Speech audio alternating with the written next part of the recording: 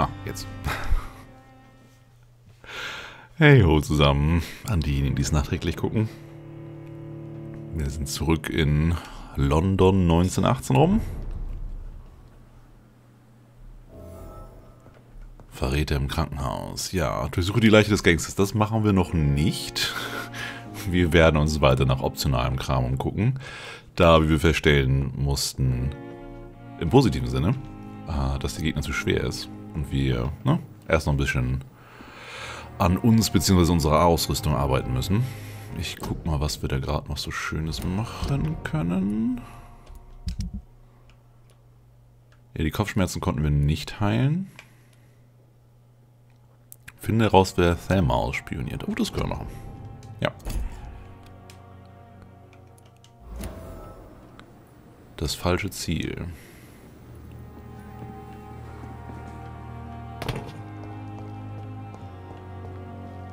Ich bin mir aber immer noch nicht sicher. Also da ist das Monsterding, genau. Ja, und irgendjemand im Krankenhaus spioniert sie aus. Das ist vage. Heißt, wir haben jetzt erstmal ein wenig Dialogzeit, denke ich. Good evening, Dr. Reed. Such a pleasure to see you again. Are you afraid or uneasy being surrounded by so many corpses? Why should I? These bodies are empty vessels. Flesh left to decay. Poof. No soul anymore. All gone. An interesting point of view. And quite an exotic one, too. Most people fear, or at least have a respect, for dead flesh. Sir, as a medic during the war, I learned to face my death and the death of others. It's the pain we have to tame, not death itself. Neuer Hinweis verfügbar. Achso, dass er Soldat war. Also Medic als im Krieg. How did you get this job? After I left the army, I worked as an undertaker down by the docks. A dangerous place with many an unpleasant business there. Milton Hooks helped me get a job here. Have we met before? I don't think so, sir. Why? When we first talked, you said you were glad to meet me since I was reported dead. Funny story, sir. Your sister came here a few nights ago. You were missing, and she was looking for your body. Oh. She must be very relieved now. Also eigentlich müsste unser Charakter jetzt sehr genau nachfragen, wann das war, also welcher Tag. Weil wir sind ja schon wieder ein paar Tage zurück von den Toten, also wir haben schon mehrfach gerastet. Ja, mal gucken, ich bin gespannt, ob die Schwester nochmal wieder auftaucht. Aber ich bin mir halbwegs sicher, das macht vom Storytelling her ganz gut Sinn. Do you work here alone? Yes, very easy work, sir. All I have to do is watch a few bodies. The situation was very different when the main morgue was still open. Why do you have to watch these bodies? Because these poor fellows have no names. We keep them in case someone comes looking for the missing. Sadly, very rarely happens. Why close the hospital's main morgue? It was for sanitary reasons after the beginning of the epidemic. Cadavers had to be moved to the nearest mass grave.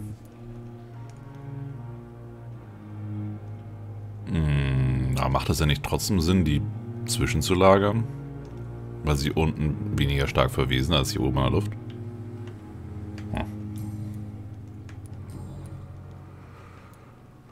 Have you heard of someone blackmailing people in the hospital? Pardon me, sir, but I have no idea what you're talking about. Since you're not afraid of dying, do you believe in life after death, Rakesh? No. I believe we must do all the good we can while alive. For our time is short, and the obstacles are endless. Do you think you would enjoy immortality as a concept? I don't think so. Don't mistake me. I love life, and I'd like to live a long life. But everything has to decay, sir. Even goodwill. Do you really believe goodwill cannot last? As I said, sir, everything decays. If I was to never die, goodness, I would be bored or worse. And I like to be helpful, sir. Quite depressing, wouldn't you say? Yes, but the good news is we'll all die before losing our humanity, sir. Also dem zweiten Punkt stimme ich absolut zu. Also, dass wir alle sterben, bevor wir unsere Menschlichkeit verlieren. Das heißt im Umkehrschluss ja, wenn wir unsterblich wären, würden wir irgendwann zwangsläufig die Menschlichkeit verlieren. Das glaube ich auf jeden Fall. Weil wir Menschen sind nicht wirklich objektiv und wir verstehen so gut wie gar nichts von der Welt um uns herum, selbst die intelligentesten und gebildesten. Und wenn jemand halt sehr lange leben würde, also 1000 Jahre oder was, dann würde er so viel von der Welt gesehen haben und so viel verstehen haben, dass normale Menschen ihn nicht mehr als menschlich akzeptieren würden. Oder seine Entscheidung nicht verstehen können. Das gleiche Konzept wie mit Gott. Wenn Gott allmächtig wäre, dann muss er auch allmächtig böse sein und allmächtig gut und all sowas. Aber den ersten Punkt, den verstehe ich niemals. Dass es einem langweilig werden könnte. So eine Aussage kann nur ein sehr unkreativer, dummer Mensch führen. Weil, also selbst wenn man nicht kreativ ist, kann man sich an kreativen Dingen doch erfreuen. Die Welt verändert sich ja und es gibt immer neue Sachen zu entdecken. Also ja, man erkennt dann recht häufig wieder Muster und Sachen wiederholen sich, aber es gibt trotzdem immer neue Sachen. Oder sonst erschafft man halt neue Sachen. Das ist so, nee. So you're ready to die? No, I am not. I don't fear death, for I won't see it. What troubles me is the pain my death will inflict to those I know. You're a wise man, Mr. Ja, Chidon. No, Dr. Reed. I am a foolish man. But I like to think otherwise. A pawnbroker? I expect you get all types of people here. Yes, sir. All kind of people. For I sell all kind of goods. What kind of goods? With the quarantine, it's not always easy to buy things. So I trade. I exchange. Some people sell, some others buy. I like to help. So, ich glaube, wir haben jetzt alle Sachen bei ihm abgehakt und das hätten wir wahrscheinlich gar nicht machen müssen. Also ich habe jetzt mit ihm ausgiebig gesprochen, erstmal, weil ich ihn interessant fand und wegen der Nebenquest. Aber ich glaube, für die Nebenquest müssten wir eigentlich echt nur zu jedem NPC gehen und nach den Erpressungssachen da fragen. Das müsste schon reichen. Please show me what you have to sell. Of course. It's just trinkets and curios, really. But I'm sure they can be useful.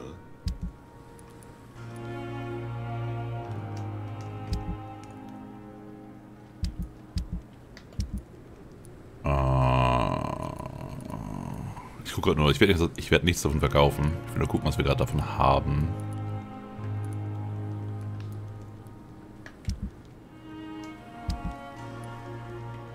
Kaliumpermanganat. Ja, die ganzen Sachen für die Medizin macht Sinn. Und der Cox-Typ auf der anderen Seite müsste das sein. Der verkauft dann die Werkzeugsachen und Munition und sowas.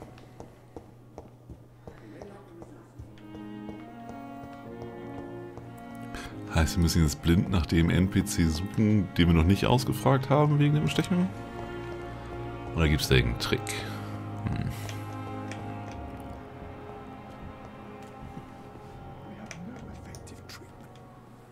Good evening, Dr. Tippett. Dr. Reed, any good news to share? Ne. Goodbye, Dr. Tippett.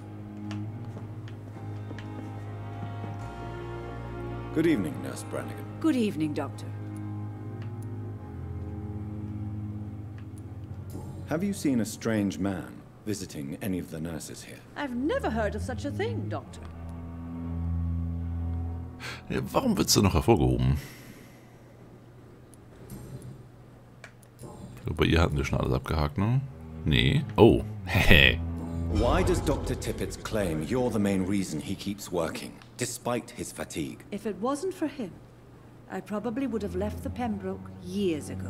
Dr. Tippett does not think of you as just a nurse anymore, does he? If you're suggesting he's not taking my gender into consideration when it comes to medical practice and knowledge, I really hope he doesn't.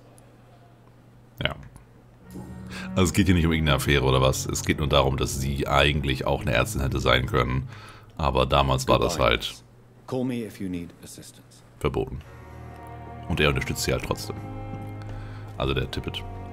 Allgemein muss ich sagen, die meisten Charaktere hier finde ich sehr interessant und menschlich und nett.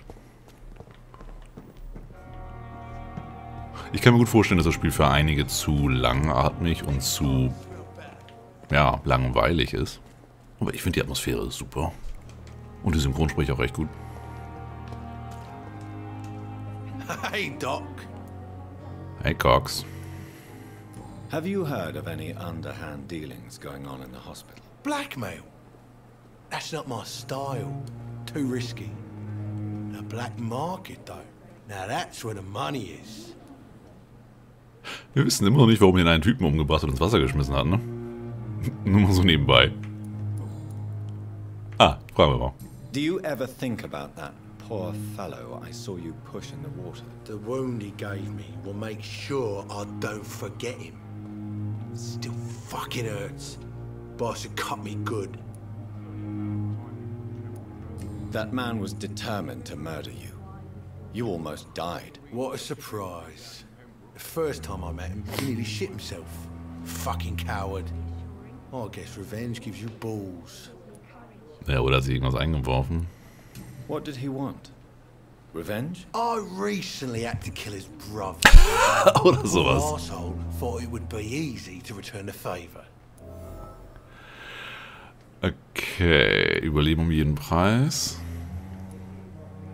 Only the strongest survive, then?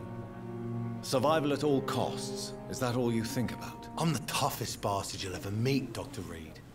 And I don't give a fuck what you think of me. Typischer kleiner Mensch. Hust, hust.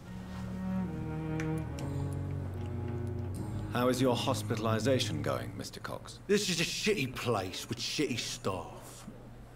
But as long as I'm treated all right, I'll be fine. What's wrong with the Pembroke staff? That bastard you sent to bring me here, Milton. I thought he was going to break all my bones before I reached my bed. I see. Any other smart comments? The nurses aren't too ugly. Especially that foxy one, Nurse Crane. Pretty brunette, tough attitude, oh, I like that. What's wrong with the hospital? Come on, Dr. Reed. The place is a dump. Smelly, sad, and dirty. But you're alive thanks to the efforts and dedication of the staff here, aren't you? What are you expecting, a medal? I thought that saving lives was just part of the job. Must be an unsatisfactory profession at this time, I'm sure. Okay, er ist der Erste, den wir auffressen, sobald wir Erfahrungspunkte brauchen. I'll leave you for now, Mr. Cox. Good evening, Nurse Hawkins. Good evening, Dr. Reed. What can you tell me about the strange man visiting one of the nurses during her shift? Let me guess. Das hatten wir schon, ja. Können aber nichts Neues da ansprechen. Wir bräuchten noch 3 Hinweise für Sie. Also da ist noch Goodbye, Nurse Hawkins. gut was herauszufinden. Wo ist Milton hin? Stand doch jemand noch hier? Oder habe ich mich da verguckt? Warst du das?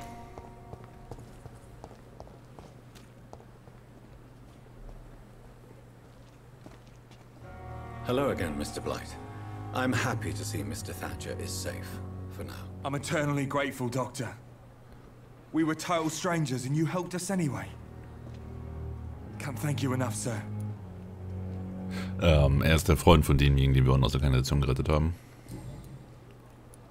Why do you stay here now that Mr. Thatcher's back? It's complicated. Since the war, Oswald's been really nervous with the idea of entering any hospital. And me, I've got my own issues. Can you speak about them? Rats, sir. Even seeing one, they turn me. Just want to run. It's that fear that stopped me from going after Oswald when he left. You are always welcome at the Pembroke Hospital. As a former officer, I'll be honored to welcome a fellow veteran. I'm not giving up on bringing Oswald back to the hospital. I just need to convince him that he needs some help. Perhaps he needs to reach that decision by himself. Could you speak to him? He doesn't usually listen to doctors, but perhaps because you've been through it, you can talk him round. Klingt gut. What can you tell me about the war, Mr. Blight? If you want to speak about it, of course. War was... well, you know, sir. The stench of death everywhere. Your mates lying bleeding in the mud. Just praying to make it through and get home. Bloody nightmare. I fought in France, too. I served as a field surgeon, but it was not uncommon to repel an assault, especially at night. Yeah. The first time I was wounded, I had to protect the infirmary from hostiles. Twice. Did you know Oswald Thatcher before the war? No. We met in the battlefield. I think we're in the same boat to France. We've stuck together ever since.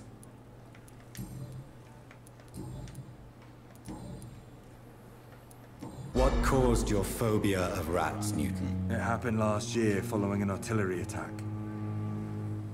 I was trapped for 2 days in a hole under 2 dead soldiers.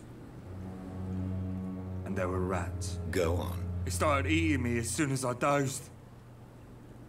Gnawing at my ears, my fingers, lips.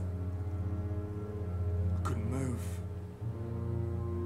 Couldn't call for help. I see. No, you don't. You have no idea what it is to wake up buried under bodies. Fucking vermin eating your flesh. Oswald. He found me and saved me. Ja, unser Charakter weiß es eigentlich ziemlich genau, wie es ist, unter Leichen aufzuwachen. Goodbye, Mr. Blight. Aber gut. Take care of yourself. Haben wir jetzt eine neue Aufgabe bekommen mit seinem Kumpel da?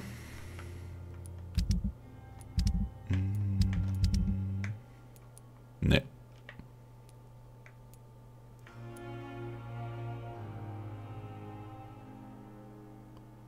Oh, die haben wir schon gemacht. Ah nee, das war das Befreien, die Aufgabe. Sei es drum. Also, wir haben mit Cox gesprochen, wir haben mit dem gesprochen, wir haben mit der Schwester gesprochen, mit der draußen, wir haben mit den Tipps gesprochen draußen. Ich denke... Good evening, Milton. Good evening, Doctor. Still trying to save lives? How is the situation around here? You want to hear the situation is all right? It's fucking awful. We lack everything, and it's getting worse every day. Why do you have such a mediocre reputation among your colleagues, Milton? Fuck them. Nobody knows the horrors I've seen since working here. This city was sick long before the epidemic, Dr. Reed. I know it's a difficult task, but correct me if I'm wrong. Is this not the job you are paid to do? I've seen babies left to die while their brothers were properly fed. Underage girls and boys sold to all manner of perverts. I'm sorry, I don't know what to say. Yeah, exactly. We lack words. So excuse me if I don't look on the bright side of life.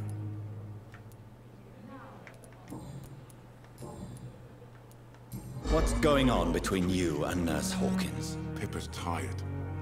Tired of all this shit. Tired of all those corpses piling up. She's as depressed as I am. You do realize you could both get fired.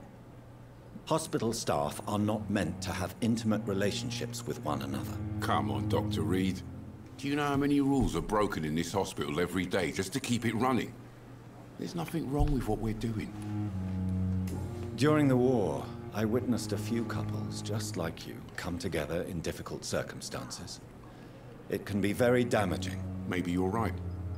But we support each other. And that's all that matters.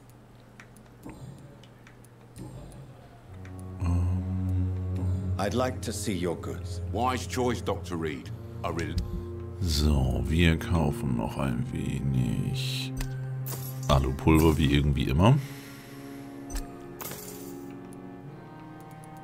Bei anderen Sachen bin ich mir gerade nicht sicher.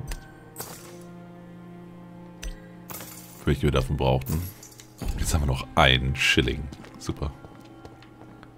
Aber hey, wir haben ein neues Geheimnis von ihm rausgefunden. Details. Ja, fehlt nur noch einer. Personenkreis, Pippa. Das finde ich cool, dass für jedem NPC dasteht, wie die in Verbindung stehen zu anderen.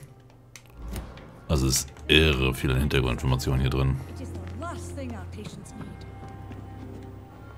Good evening, Nurse Brannigan. Oh, Good evening, mit dir hatten wir Doctor. schon gesprochen. Goodbye, Nurse. Call me if you need assistance. Das heißt, sie tingelt hier zwischen den Zelten rum und auch außerhalb. Dann glaube ich, haben wir jetzt alle draußen. Oh. Wir können gleich noch unsere Pistole aufstufen.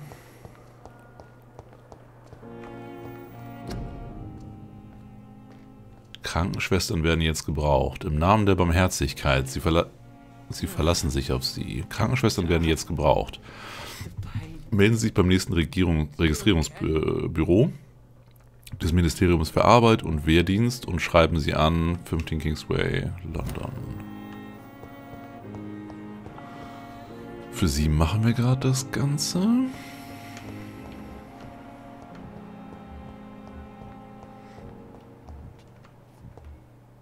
Mit Pippa haben wir auch schon gesprochen.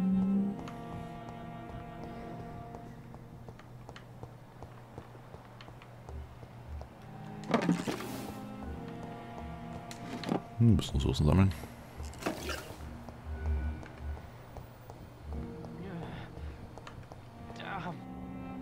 Good evening, Mr. Elwood. Evening, Dr. Reed.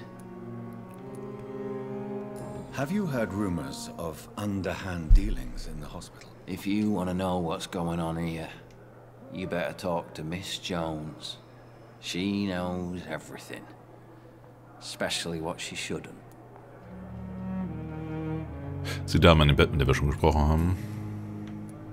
How is your stay with us, Mr. Elwood? Oh, it's bliss. I just escaped death in the trenches to be surrounded again by the moans of the dying. Can I ask you precisely why you're a patient here? It's the pain, sir. The drugs don't work. It just hurts under the scars, if you get my drift. Can I do anything for your pain? Nurses gave me a bunch of pills. No effect. Told you. It's like the flames are under my skin, burning away. Who is treating you? Is someone in particular looking after your case? Nobody since the old and tired doctor spoke to me. Started to think I was forgotten about. Wouldn't blame you. You don't seem worried by that. My face hurts so much more when I smile or cry. I've learned it's easier not to speak. But be assured I'm smiling inside. Mm-hmm.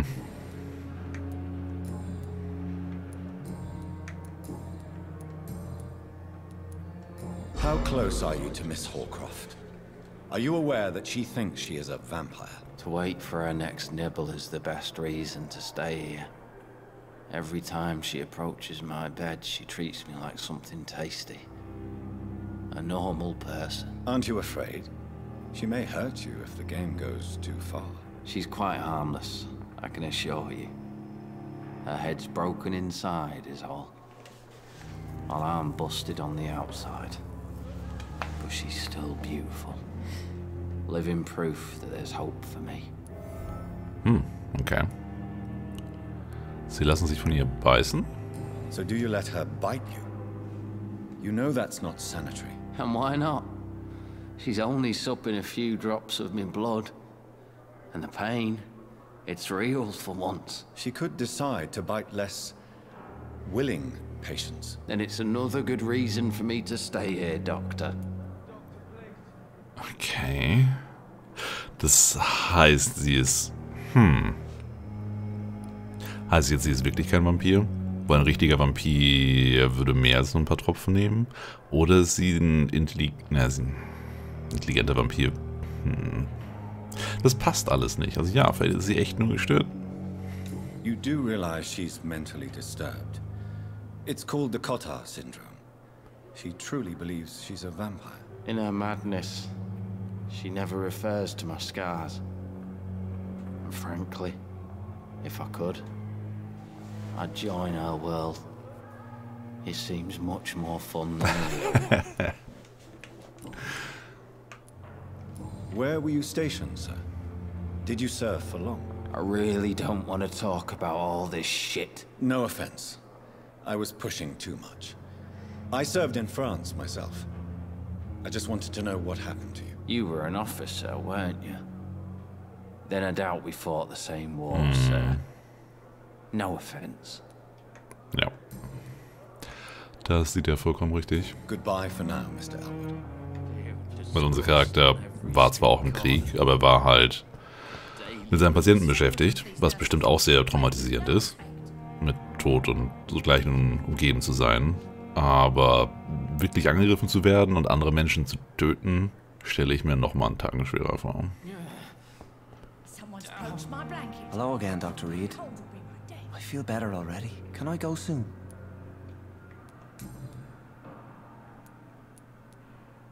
Do you know Tom Watts, the bartender from the Turtle? I met him before I found you in the canning factory. Tom? Yes, of course. Always the helping hand, good old Tom. Without men like him, corruption and despair would have wiped out the East End long ago. People are still in despair. How could it be otherwise? The authorities have left us all to rot in this contagious nightmare.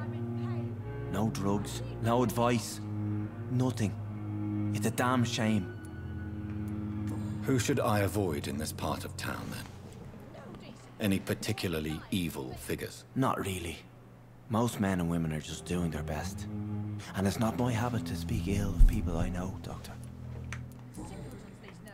What is the general situation in the East End docks? The situation has always been tough, with a lot of tensions between the gangs and the dockers' trade union. The wet boot boys are very nervous since they lost their leader. Who leads the gang now? Since Clay Cox went missing, it's his wife Edwina who runs the show. Was? With the assistance of her minion, Booth Digby. Der Typ hier hat eben gerade mal nebenbei erwähnt, dass Clay Cox, der Typ, den wir gerettet haben, der vorne am Eingang rumlungert, ein Anführer von der Gang ist. Huh. Und es hat keine neue Info freigeschalten. Hätte ich jetzt irgendwie mit gerechnet, dass wir dann Clay Cox drauf ansprechen können. Has the gang been threatening you? Ah, no. I've had this nickname for so long, you know, the sad saint of the East End. No one dares to bug a saint, not even criminals. How did you end up in William Bishop's den? I had received alarming news about his recent behavior. I went to his place and he refused to let me go. Why did he abduct you? William was an alcoholic. His addiction suddenly changed to blood. I don't know why. Just like a patient I met here, this Miss Hawcroft. You dared to enter this awful place alone. You're a hero, Mr. Hampton. Or a fool. I'm just a man trying to help his friends, Dr. Reed. William Bishop was a conflicted soul, searching for light.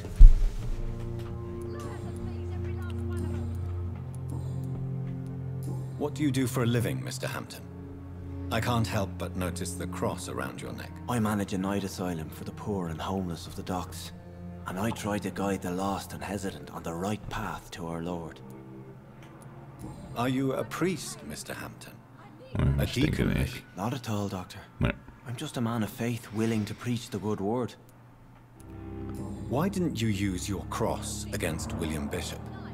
To repel him somehow? That's a very strange question, Doctor. A cross is no magical token, if that's what you were trying to say. Not mine, anyway. Okay, das ist auch eine wichtige Information. Weil wir haben definitiv gemerkt, dass ein Kreuz ein magisches Artefakt sein kann. Das hat uns nämlich abgehalten. Er meinte jetzt gegen Ende hin noch, dass seins das vielleicht nicht kann. Also vielleicht muss es wirklich ein gesegnetes Kreuz sein oder ähnliches. Oder irgendwas ist mit ihm faul, dass es bei ihm nicht funktioniert. War Dr. Swanson, der das Kreuz ja gegen uns eingesetzt hat, glaube ich. Der ist kein Priester oder ähnliches. Also, egal.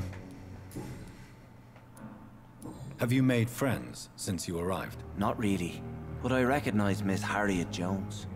I knew her when she lived by the docks. That poor woman had such a miserable life. You never came to see her here at Pembroke. Receiving visits when sick can be an important part of the healing process, you know. We're not just bodies. You're preaching to the converted now, Doctor. To be truly honest, I thought she was dead. She left the docks many months ago.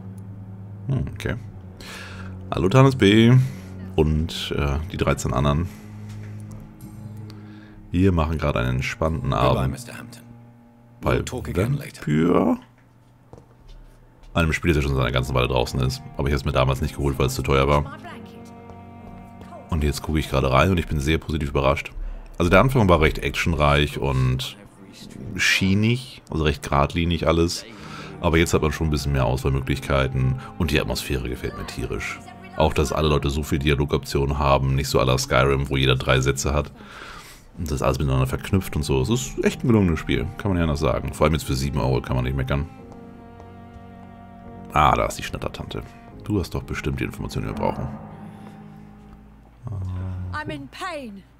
I need my medication. Okay, nicht mit dir reden.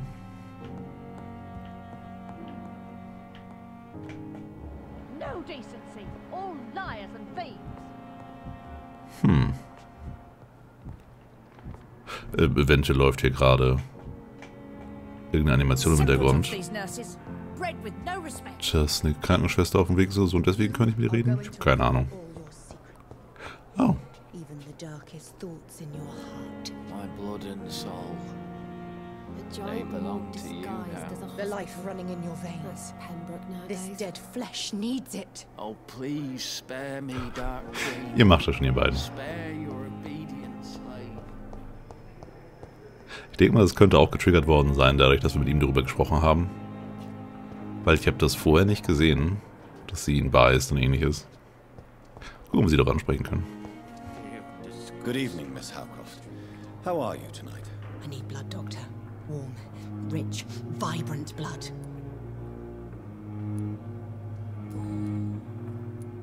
Tell me, Thelma, why do you feel so attached to Mr. Elwood? Why him?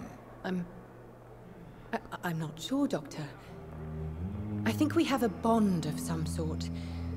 We've both suffered so much. He's the only mortal I find interesting. Do you plan to make him a vampire too? Of course not. How could I inflict my curse on anybody else? I'm not that cruel, Doctor. Would you say you and Mr. Elwood are romantically involved? No. No, Thomas is a delicate soul. Even though he disguises it.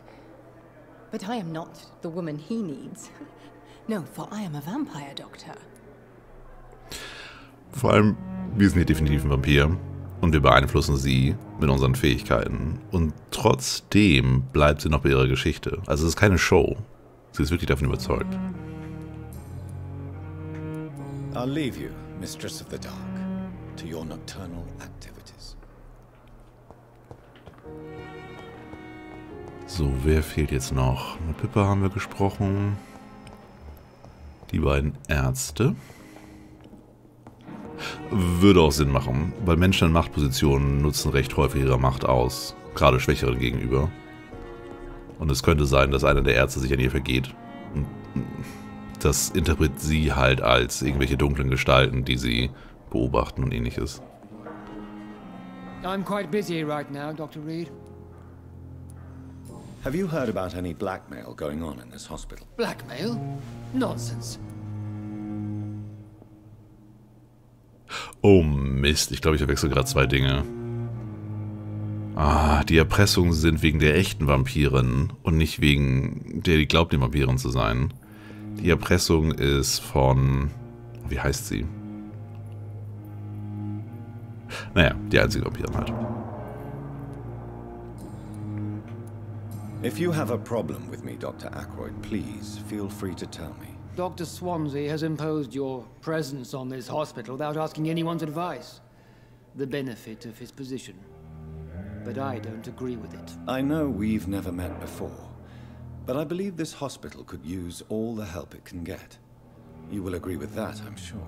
Oh, but I have heard about you, Dr. Reed. Of course, you can't say the same about me, since I have not wasted my time courting the press.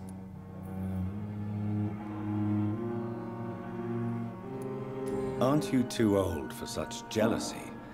It really won't do you any good, you know. Don't be ridiculous, Dr. Reed. A simple glance is enough for me to know you have nothing for me, frankly. Oh, armes Macholein. Since your tenure in this hospital is longer than mine, perhaps you can tell me more about this place. Let's just say I'm tired of the carelessness around me. I have always respected the skills of Dr. Swansea, but over time his enthusiasm has become displaced. Carelessness? Exactly what are you talking about? We're here to save lives. The people who trust us are not volunteering for experimentation. They're here to be healed. I don't intend to run any radical experiments, Doctor. Even if I, as any good practitioner should, express an interest in pushing the boundaries of medical research. Modern medical methods were created through audacity and ego. But there are rules in our line of work, and they're here to protect our patients. Was genau meint er? Also Swansea hat modernere Methoden für die Bluttransfusion zum Beispiel, aber die sind ja auch im Sinne des Patienten. Hat auch ein bisschen recht, dass die Patienten wirklich Vorrang haben sollten. Und gerade jetzt, während der Pandemie und hier so viele sterben, sollte man sich eher um die Patienten kümmern. Wenn es jetzt nicht direkt mit irgendeinem Heilmittel zu tun hat.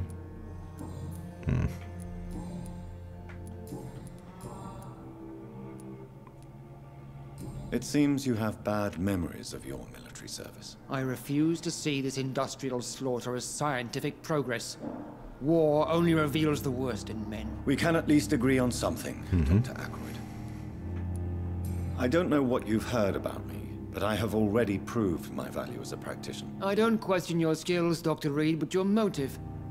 Is it money, fame, or are you truly dedicated? And what exactly is that supposed to mean? I served in the war just like you. But unlike you, I did not use the wounded to play the modern sorcerer. Be careful what you insinuate, Dr. Ackroyd. I only want you to admit you used those men to improve your theories. Ich habe viele Leben gerettet. Wissen ist unsere wichtigste Waffe. Kein Grund, mich von... Ja, doch. Hier. Also ja, er hat die Leute genutzt. Er hat ihnen geholfen, aber er hat auch dafür gesorgt, dass er in Zukunft mehr Leuten helfen kann. Knowledge has always been and will remain our main weapon. And it has always come at a price. And personal initiative. It is not a question of initiative. It is a question of integrity. These men and women have put their faith in us, Dr. Reed. Thank you for your time. We'll talk later. Das ist gut. Das ist echt gut. Also die Leute sind teilweise... Also ich habe jetzt, nachdem ich gesagt habe, dass ich die meisten Leute hier mag und interessant finde, habe ich gleich 2 gefunden, die unsympathisch sind. Aber selbst dabei, die sind nicht einfach so grobschlächtig aufgebaut, dass sie dumm sein sollen oder dass sie ein Arschloch sein sollen. Das sind einfach vielschichtige Charaktere. Also ich kann mir gut vorstellen, dass die Leute, die an dem Spiel gearbeitet haben, sich sehr deutlich Hintergrundgedanken gemacht haben über die einzelnen Charaktere und sie auch vielschichtiger aufgebaut haben. Und halt nicht einfach so... Also in Fernsehserien sieht man das häufiger, dass Charaktere wirklich sehr eindimensional sind. Und das kommt mir hier nicht so vor. Super. Also ihn haben wir abgehakt. Was mit dir? Good evening, Dr. Strickland. And good evening to you, Dr. Reed. Can I be of any help?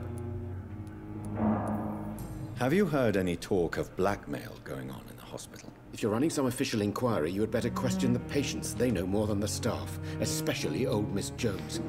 Mit Miss Jones kann ich komischerweise gar nicht sprechen. What do you think of Dr. Ackroyd's aversion to modern medical methods? It's a shame he's so narrow-minded. Dr. Swansea taught me that science is about exploring uncharted territory. I'm convinced that's true. With the influenza and all that's going on, you should put your differences aside, don't you think?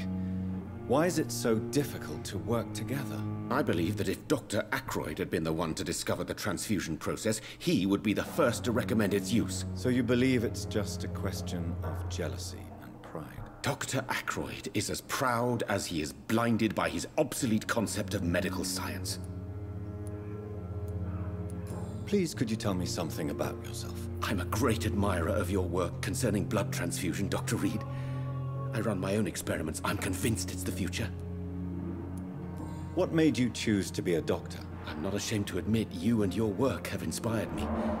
I am honored to have the opportunity to work by your side. Wie alt ist unser Charakter? Also er hat kein einziges graues Haar. Also er ist jünger als ich. Also Ende 30? Mitte 30? Und er sieht nicht so viel jünger aus. Anfang 30, oder? Trotzdem konnten wir schon inspirieren? Alles nach. Aber ja, wir sind hilfsbereit. It's always a pleasure to share scientific and medical knowledge with someone eager to learn. I'll be glad to help you if I can. This epidemic may be the century's most terrible disaster, but I'm convinced that we, as doctors, are the only ones able to defeat it. I based my technique on my mentor's research. He helped me perfect my method. What is yours? I'd rather not talk about it. For now, it's just theories and first approach. My process is purely experimental and unsuccessful. As long as you're cautious and methodical, you may remain empty-handed, but you won't fail. You're not the first one to warn me, but I am convinced knowledge is the main weapon against the ravages of this epidemic. No, ich habe ein schlechtes Gefühl, dass wir ihn mögen sollen und im Keller macht er irgendwelche richtig abgefahrenen Sachen. Und deswegen ist Milton auch stinkig, weil er solche Sachen rausgefunden hat. Mal gucken. Ja, das ist ein richtiges Detektivspiel hier. What can you tell me about the Pembroke? Well, it has always been an honor to work with Dr. Swansea. But with your arrival, I can't think of a better opportunity to learn about blood transfusion. Do you need help with anything in particular? Well, yes, maybe. I'm waiting for a batch of products I ordered for my personal research, yet my supplier seems to have vanished. Do you want me to play the errand boy for you? Oh no, Dr. Reed. But if you went personally to his shop, what with your reputation and all, he wouldn't dare to refuse the products I need. I see. Well, give me the address, for I may pass by if I have time. Oh, sehr schön. Ah, und danke, Sparrow. Principal Agent schreibt, ich war damals bei Release echt skeptisch und habe das Spiel nicht gespielt, aber das ist viel besser, als ich dachte. Hätte ich den Dontnod-Leuten? Vielleicht doch was vertrauen sollen nach Life is Strange. Was ist Dontnod? Sind das die Entwickler? Und Life is Strange ist auch ein sehr schönes Spiel. Müsst ihr auch irgendwann noch spielen. Also ich habe es angespielt damals. Den ersten Teil, ich weiß nicht, wie viel es inzwischen davon gibt. Und war positiv überrascht. Also gerade auch, weil es in einer gewissen Schiene in meine Richtung geht. Aber ich habe noch kein Let's Play oder so dazu gemacht. Das könnte man nochmal machen. Einmal die ganze Geschichte davon quasi durch. You seem quite optimistic. It's a rare and precious attitude in these difficult times. I'm convinced that this epidemic is a test of endurance and dedication for us men of science. Questions remain about our capacity to resolve the situation. True, true. Last summer, during the first wave of the epidemic, I used to joke with Milton about the extra work. We're not smiling now. Ist im Sommer ausgebrochen. Ungewöhnlich. Also ich meine, wir machen ja gerade eine kleinere Form davon durch. Und im Sommer ist ja normalerweise die Ruhephase. In 2-3 Monaten wird es wieder losgehen bei uns.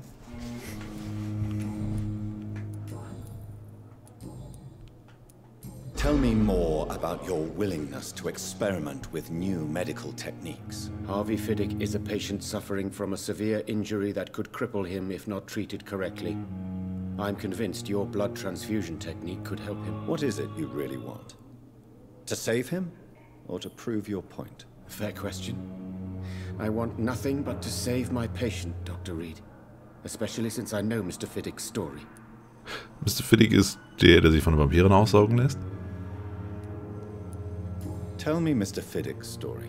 Our first diagnosis was compromised because Mr. Fiddick lied to us about the real origin of his injury. He first claimed it was an accident. But why would he hide such crucial information from us? Because he is a proud father. Ashamed of putting his children at risk because of his own negligence. Oh nee, Fiddick ist ein anderer. Haben wir mit ihm überhaupt schon gesprochen? This personal involvement could also appear to be a lack of impartiality. You must know that a good surgeon must remain neutral. I agree.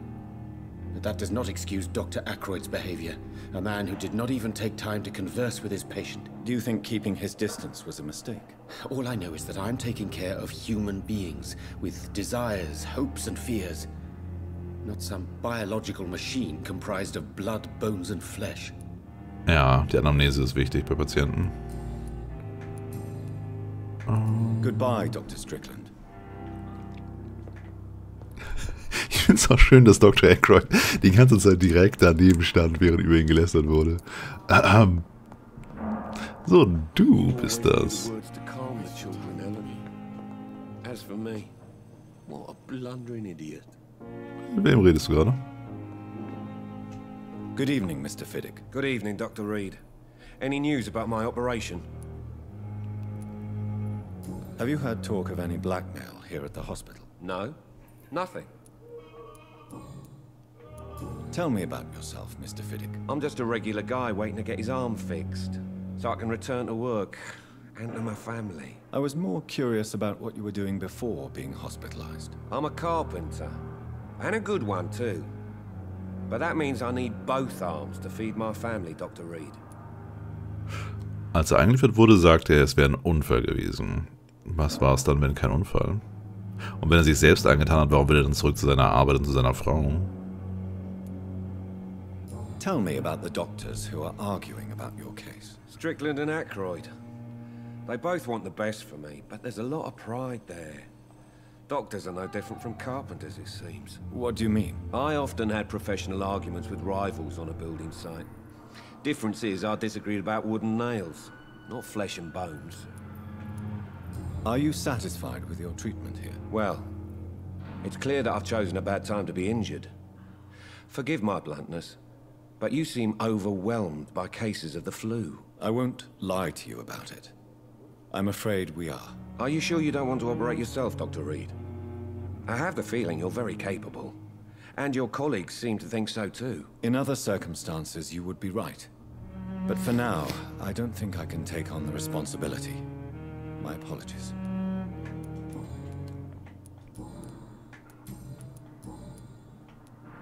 Tell me about your injury, Harvey.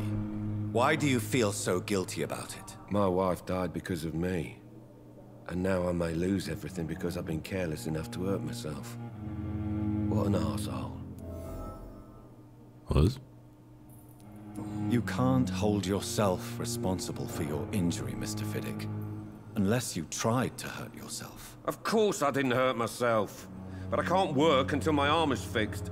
My children need to eat, Doctor. Er ist sehr... Er widerspricht sich selber häufig. Und schaut, Hannes. How could your job be responsible for your wife's death? I was working a double.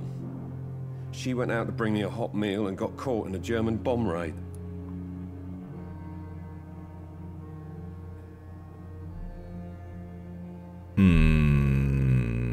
Ich kenne mich in Geschichte einigermaßen aus, aber mit Daten habe ich es nicht so direkt. Ich fand das Zwischenmenschliche und allgemein so mehr interessant als Daten auswendig lernen.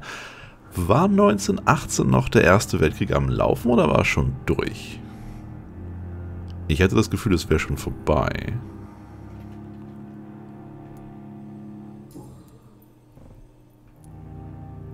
Tell me more about the death of your wife, Harvey. 1915. I was in the army. Ah, okay. Das war schon weiter her. Workshops for the Royal Flying Corps.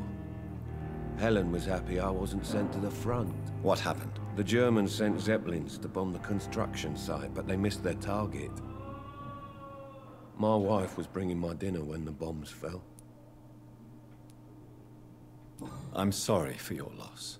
So many died during the bombings. I served in France and witnessed the carnage there. I would like to say that she didn't suffer.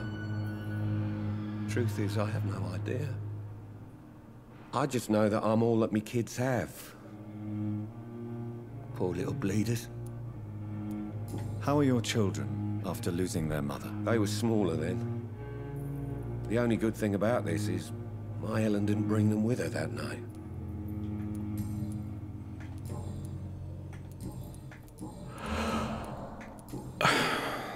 Also seine Frau ist vor 3 Jahren gestorben. Und die Verletzung ist jetzt ja erst vor kurzem passiert. Das heißt, er hat sich selber verletzt, um nicht arbeiten zu müssen, um zu Hause zu seinen Kindern sein zu können. Aber es macht auch keinen Sinn, weil damals gab es keine Bezahlung, wenn man nicht gearbeitet hat. Also keine arbeitsfreien Tage oder Krankenkasse oder sonst irgendwas. Ja, aber Goodbye for now, Mr. Fiddick. I'll see you later. Wir können nichts mehr aus ihm rausbekommen.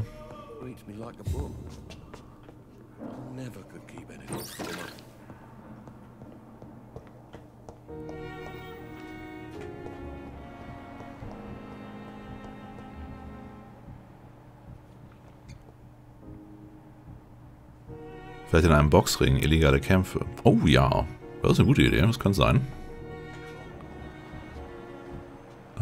Mit Strickland haben wir schon gesprochen. Mit Aykroyd auch.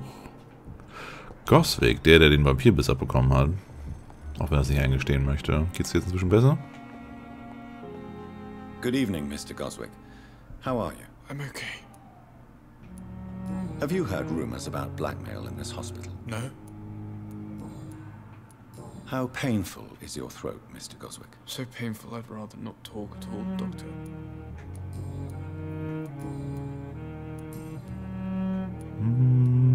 Er hat noch viele Geheimnisse. I have to go now, sir. But don't hesitate to contact me if you need any help. I'm all right. Don't waste your time with me. Eine Knochensäge? Was zum Intubieren? Was ist das denn für eine Flasche? This hospital seems to be falling apart. But in the circumstances, I'm willing to give you the benefit of the doubt. Good evening, Doctor. How is my son doing?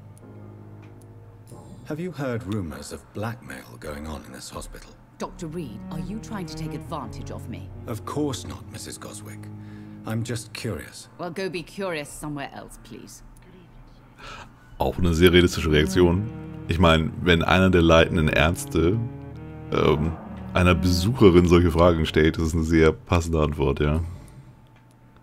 What do you think of your reception here? Any complaints? I have had the uttermost reservations about this hospital since we arrived. But we had no other choice, considering the state of emergency. Is there something in particular that's bothering you? Some of the staff were not especially welcoming. I suspect they're not accustomed to dealing with patients of such social standing.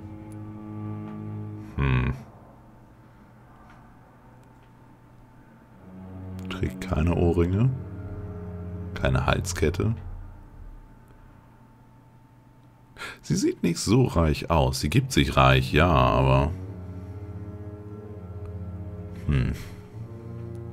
Tell me more about your arrival at the Pembroke Hospital. What gave you such a bad first impression? The ambulance driver was quite rude, for a start. And that nurse, Miss Hawkins, seems to have quite a dubious attitude. What do you mean? She managed to secure a bed for my son despite the epidemic. It was a relief, but it wasn't cheap. Pippa. Verdient sich ein bisschen Geld, hä? I share your concern, Mrs. Goswick. Be sure that I'll talk to the people involved. I don't expect compensation, Dr. Reed. But I'm aware such behavior would not be tolerated in other hospitals. She charged you for a bed? Yes, and I paid without question, considering the urgency of the situation. What can you tell me about yourself, Mrs. Goswick? Not much to say. Just take care of my Mortimer and I'll cover all the expenses. That's all that matters. Are you really that rich? Most of the patients here are of a more humble origin, if I may say so. Yes, thanks to my husband. May he rest in peace. I can cover any needed medical expenses. May I ask if you have an occupation, Mrs. Goswick? I'm a teacher by profession. I teach young women who are more ambitious about their futures than their families. Goodbye, Mrs. Gosway. Oh, ein weiterer interessanter Charakter. Jetzt müssen wir mit Tipper sprechen. Was hier? Pippa, nicht Tipper. Good evening, Nurse Hawkins. Good evening, Dr. Reed. Was? What can you tell me about the strange man visiting one of the nurses during her shift? Let me guess. Goodbye. Also wir können sie nicht darauf ansprechen, dass sie Geld genommen hat. Und sie hängt immer noch in der Loop wegen ihr. Und mit ihr können wir immer noch nicht sprechen. Damit Milton vielleicht?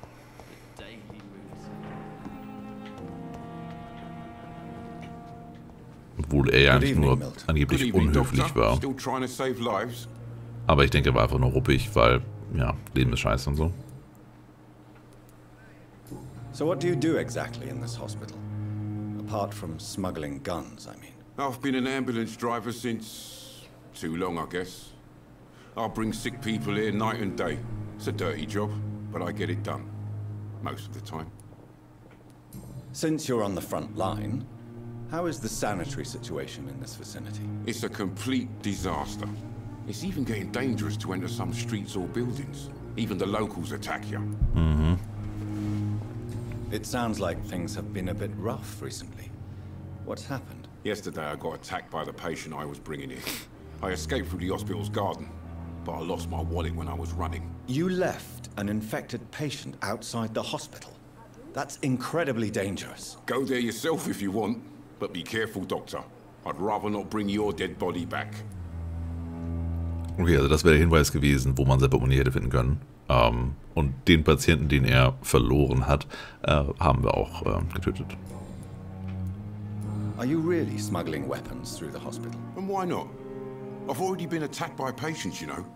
And by gang members willing to steal my money. But you're not defending yourself. You're selling guns to civilians. You keep people alive your own way, Doctor. I offer them another way to protect their health. Naja, oder um andere zu töten, ne? Aber die Debatte lassen wir mal. Goodbye, Milton. Nee. Also die Geschichte mit Pippa werden wir denn anders angehen müssen. Aber sie gibt sich bestimmt. Lady Ashbury, für sie machen wir das Ganze mit dem Rumfragen. Is our little mystery closer to being solved, Dr. Reed? I think of nothing else, my lady. My situation is delicate, and it occupies all my thoughts. The blackmail must stop. I need assurance. Keine weiteren Dialogoptionen, schade.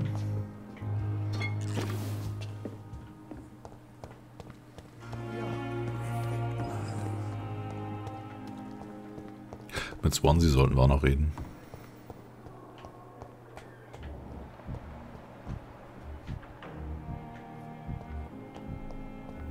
Da wirklich viel mehr Leute haben wir auch nicht. Ich bin jetzt auch schon eine Stunde lang dabei, nur mit NPCs zu reden, in diesem einen Krankenhaus. Zugeben, es ist der Hauptsammelpunkt im Spiel. Aber trotzdem ist das krass.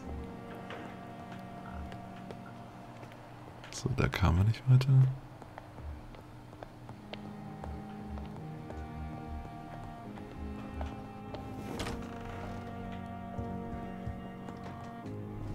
Do you need something, Jonathan? The matter of Lady Ashbury's blackmailer. Oh, I know too much about this matter already. I'm confident in trusting the interests and reputation of both the hospital and Our Lady into your able hands. I have met Lady Ashbury. She's a fascinating woman, wouldn't you agree? Sie versuchen wirklich, ihr zu helfen. Ich fühle mich hinters Licht geführt. Haben sie mich ihretwegen angeworben? Nee, glaube ich nicht. Sie versuchen ihr wirklich zu helfen. Ja, er ist halt mit Vampiren fasziniert. Das, gucken, was er sagt. She told me you've been doing all in your power to cure her addiction for blood. Though unsuccessful, it's admirable. Lady Ashbury is a cherished friend of mine. I would not betray her secrets without her consent. Come to the rescue of a damsel in distress. I ask nothing more. I have just a few questions. Then ask away. I'm at your service, Doctor. Aye. The man we pursued and slew in the canning factory, William Bishop, I believe, was he a vampire? He was a Skald, technically speaking. The debate rages as to their classification. Some think them a subspecies of vampire, others something else. Just for clarity, what differences are there between myself and a Skald?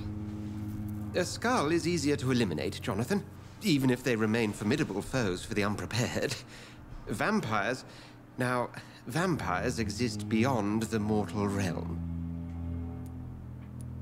How do Skalds come into existence? The name means slave. The etymology may indicate that they are a lesser species of vampire. From what I know, vampires tend to despise them. Since you seem quite the expert on vampires, what could you tell me about my condition and how it came about? As men of science, our first step is always to start with what we know. Forget the myths, the hackneyed scrawlings, and the penny dreadfuls. They do not scratch the surface of the truth you now find yourself in. Penny Dreadfuls. Das ist ein schöner Name für Groschenromane. The sun. The morning following my transformation. Its rays burned me. There was pain, smoke, and my skin blackened. You will find there is very little that can kill a vampire, my friend. You have been offered relative immortality. The sun will most certainly hurt you, leaving you weakened and damaged, but it will not destroy you. Macht Sinn für einen Fluch von Gott, ha? Weil sonst könnten die Vampire sich ja selber quasi von den Schmerzen, die sie fühlen, befreien. Must I take a life to live? You are a vampire. You feed, and blood is the sole sustenance that can sustain your immortal frame. And only a living creature contains the nourishment you require. You mentioned something about a secret society. A brotherhood, if I recall. Could you elaborate? Certainly. I've been a member of the Brotherhood of St. Paul's Stole for several years. We are pledged to monitor and report vampire activity in England as impartial scientific observers. Also er ist quasi Giles, falls einer von euch Buffy geguckt hat. That explains your nightly wanderings about the docks and the questions you ask. I feel it wasn't mere coincidence that led us to that part of town. There was something as yet unseen that set those chain of events in motion. Yet you don't fear me. And still, you know the monster that lurks beneath the civilized surface. The Brotherhood has studied your kind for centuries. We believe you are as supernatural as a lion is to a gazelle. Since I'm the one working for you, what should I know about Pembroke Hospital? Well, for many years, we have been the only medical facility in this part of town that people can rely on. We support the community here, as well as provide health care. Where do we stand today? Oh, to be honest, we cope on a day-to-day basis. The first wave of the Spanish flu last summer took us by surprise. We lack many of the basic necessities needed. What do you expect of me? What we need is hope. You were a soldier. This is a war. This white coat's still a uniform. We fight to help the poor, the sick of the East End, the forgotten. We'll see each other again soon, Edgar. Ah, okay. Also keine neue Sidequest von ihm. Warnender Brief. Pembroke Hospital, 25. Oktober. Sehr geehrter Dr. Swansea, hiermit informiere ich Sie über meinen starken Zweifel bezüglich Dr. Thoreau Strickland. Ah, das ist die Zickerei zwischen Aykroyd und Strickland. Und dem Fall von Harvey Fiddick. M. Fiddick, das ist der mit dem gebrochenen Arm, wurde nach einem schweren Arbeitsunfall eingeliefert. Wenn man ihn nicht angemessen behandelt, läuft er Gefahr, seinen Arm zu verlieren. Dr. Strickland behauptet, ein medizinischer Eingriff könne den Arm des Mannes komplett heilen. Ich fürchte, dass Komplikationen ihn den Arm kosten könnten. Unser junger Kollege ist ein kühner, experimentierfreudiger Arzt, der in ein paar Jahren zu einem hervorragenden Experten reifen könnte. Doch noch fehlt ihm die Expertise. Schon wieder so ein Punkt, ne? Also sie hätten ihn ganz einfach zu einem Arschloch machen können als Charakter. Aber nein, in so einem Brief, den man eigentlich niemals hätte lesen sollen, findet man raus, dass er, wie gesagt, vielschichtig ist und dass er eine Zukunft sieht für diesen Arzt. Also er sagt zu Strickland, dass er kompetent ist und dass er ein richtig guter Arzt werden könnte. Aber er kann sowas dem Typen halt nicht direkt sagen. Also ja, sehr gut geschrieben. Also, er könnte ein hervorragender Experte werden. Doch noch fehlt ihm die Expertise, diese riskante Behandlung durchzuführen. Muss ich Sie an seine früheren Verfehlungen erinnern? Da Dr. Strickland nicht auf mich hört, empfehle ich Ihnen, sein gefährliches Experiment zu unterbinden. Hochachtungsvoll, Dr. Aykroyd. Neuer Hinweis für Strickland. Ist da was im Regal? Nein.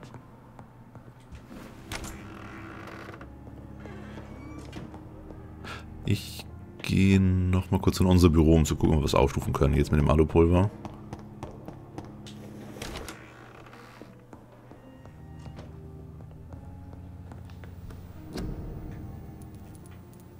Also wir haben 2 gegen Behandlung. Oh, warte, wir können auch noch Sachen herstellen. Sollten wir aber nicht blind machen, sondern erst, wenn wir irgendwas brauchen. Wie schaut es hier aus? Fürs Dolch aufstufen bräuchten wir die Machete. Die konnten wir bisher nirgendwo kaufen. Für den Flock aufstufen 3 mehr Schockpunkte. Pistole aufstufen bräuchten wir noch einen Abzug mehr. Versuche ich mal dran zu denken. Aber hier jetzt erstmal den Flock. Die Kombo mag ich ganz gerne. Mit dem Dolch und Flock.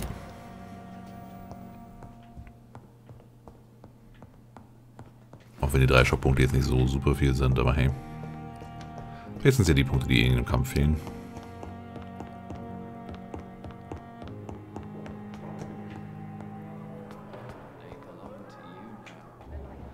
Die beiden sind wieder am Rummachen. Wird nichts Neues haben. Ne, wir sollten jetzt mit Strickland oder mit Aykroyd sprechen. Good evening, Dr. Strickland. And good evening to you, Dr. Reed. Can I be of any help? Tell me, Thoreau, what's the real cause of your dislike for Dr. Aykroyd? He refuses to admit that your blood transfusion technique is the only way to save Mr. Fiddick. I'm convinced we must use it. What Dr. Aykroyd really said is that you lack the skill to perform this operation efficiently. Is there anything you have to say about this? It's a false conceit. Dr. Aykroyd secretly envies your reputation. His jealousy blinds him. I'm not the real target here.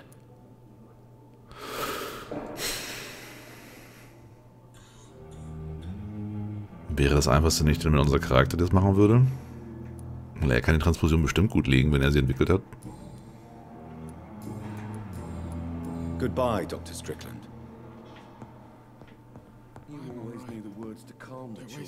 I'm quite busy right now, Dr. Reed. Tell me, Waverly, what do you think of Dr. Strickland's enthusiasm for his experimental research? Strickland is playing with his patients' lives for pride and glory. Now that, sir, is unethical. Are you thinking about something in particular? Harvey Fiddick needs delicate surgery. I believe we should stick to the usual procedure, but my young colleague obviously disagrees. And are you not afraid that your rivalry with Strickland may be blinding you? Rivalry? I guess you could call it that. but I will never be childish enough to let my personal feelings affect my judgment. Why do you wish to lead this surgery? I strongly believe that Mr. Fiddick should not be butchered to test an unproven procedure.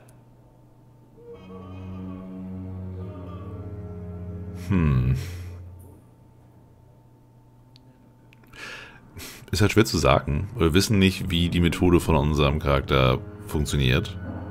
Wie oft sie schon eingesetzt wurde, mit was für einer Erfolgschance und. Und mein Bauchgefühl sagt mir, er hat recht. Wenn die Chancen mit den alten Methoden besser stehen, sollten die alten Methoden genutzt werden. Die neuen Methoden sollten auf jeden Fall weiterentwickelt werden, damit sie irgendwann zu den alten werden. Aber bis dahin, ne. I really hope you're right about this, Dr. Aykroyd. I'm trusting your judgment on this. I'm not the kind of man who runs away from his responsibilities, Dr. Reed. There is no need for you to be looking over my shoulder. Er macht es einem aber auch echt schwer, hä? Ja, gut. Ich kann mir aber sehr gut vorstellen, dass wenn wir jetzt noch mit der Hauptstory ein wenig weitermachen, dass wir dann irgendwann sehen, was mit den Patienten passiert. Good evening, Mr. Phillips. Mal gucken, ob wir ihn recht behalten. Dr. Reed. Any news about my operation? Ja, hier haben wir aber nichts Neues. Goodbye for now, Mr. Fiddick. I'll see you later. You always knew the words to calm the children, Ellen. As for me.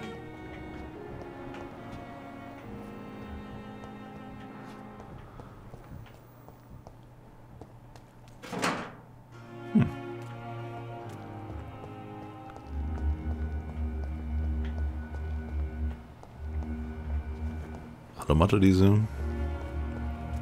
Hat irgendjemand so halbwegs aufgepasst, mit wem ich noch nicht gesprochen habe? Weil wir sind jetzt seit über einer Stunde dabei, mit den ganzen Leuten hier zu sprechen. Und das alles für eine Nebenquest. Und es fehlt trotzdem noch jemand.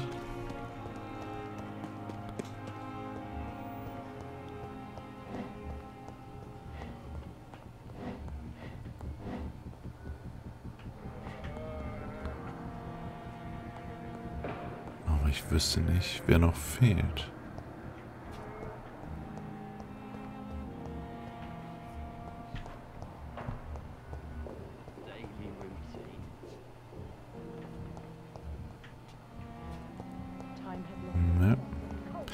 Ja, sie, aber mit ihr können wir eben nicht reden. Vielleicht müssen wir mit der Hauptstory erstmal weitermachen. Das wäre nur unpraktisch, weil gegen den Werwolf kämpfen war nicht ganz so angenehm. Wir können uns ja auch mal in anderen Gebieten umgucken. Also zurück zu der Kneipe gehen zum Beispiel.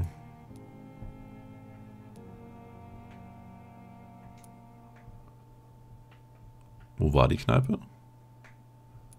Wir sind hier unten im Southwark aufgewacht, ne? Ja, gehen wir zurück zu den Docks. Also Richtung Süden und dann südwestlich über die Brücke. Vielleicht finden wir da auch irgendwo noch eine bessere Waffe. Also dann die Machete oder... Oh, warte, können wir ihn darauf ansprechen, dass er ein Anführer von der Gang ist? Hey, Doc. How long do you think you can escape the law, Clay? I know this city like the back of my hand, Doc.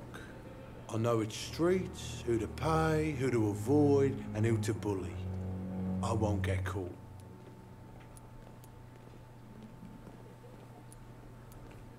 We can't escape the consequences of our actions. The past catches up with us in the end. I ain't afraid of death. I don't hide who I am.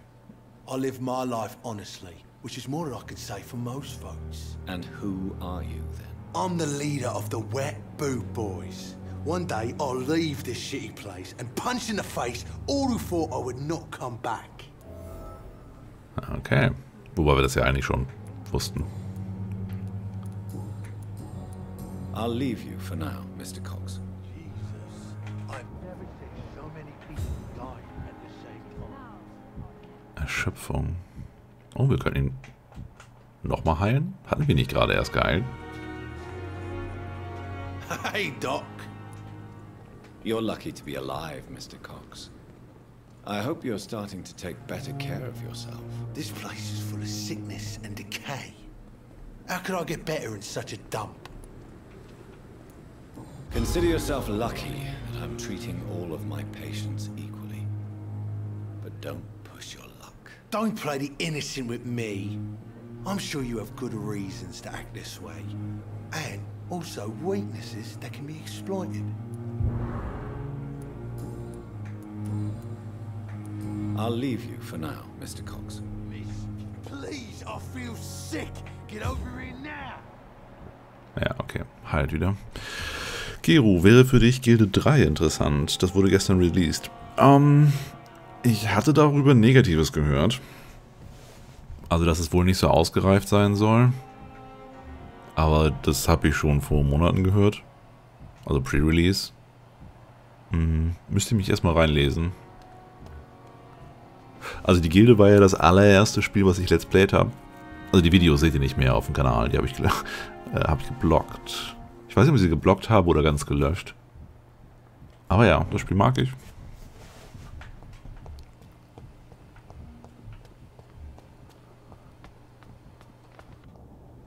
Hello again, Mr. Blight. Good evening, Dr. Reed.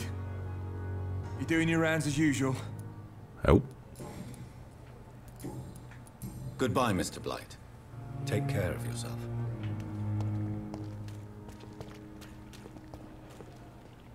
Hello again, Mr. Thatcher. Do you feel any better now? Yes, this neighborhood may stink of dog shit and reek of piss, but to me it smells like the purest mountain air. Mr. Thatcher, do you have a job? No. Since I came back from the war, I spent most of my time and energy just trying to forget. I understand what you mean. I was a soldier too. No. Nobody can truly understand what I've gone through.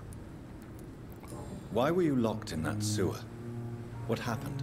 I went by the canal after an argument with a friend. Got chased by these fucking wankers and had to barricade myself in, despite my claustrophobia. Tell me about your claustrophobia. Has anyone given you an official diagnosis? That's what the bloody doctor said. But I don't want to go to a hospital to get checked again. I'll deal with it my own way. Why did you run? What was the reason for your argument? Newton wanted me to go to a hospital, but I can't stand being closed in. Makes me feel like I'm suffocating. Oswald, why did you not go to the Pembroke Hospital to seek medical help? I don't trust doctors. All they care about was their careers and processes. I won't be locked in any room again by anyone. Your fear of being trapped is not going to go away by itself. You need professional help. I've seen enough butchers in white coats to last a lifetime. Hospitals reek of chemicals and death. What I need is fresh air. Die Themse ist nicht unbedingt der wohlriechendste Ort. Do you want to talk about why you have this fear of being enclosed, Mr. Thatcher? No, I really don't. An irrational fear like yours is usually rooted in a specific event. Perhaps it would help to talk about it. Well, Doctor, take a guess then, if you're so interested in my case. Ich denke, er wurde als Kind in seinem Zimmer eingesperrt. Ja. Perhaps you were trapped or locked in somewhere as a child. The horror of war could have brought this memory back to the surface. Are you joking? I grew up on a farm, I had a bloody fantastic childhood. Ah.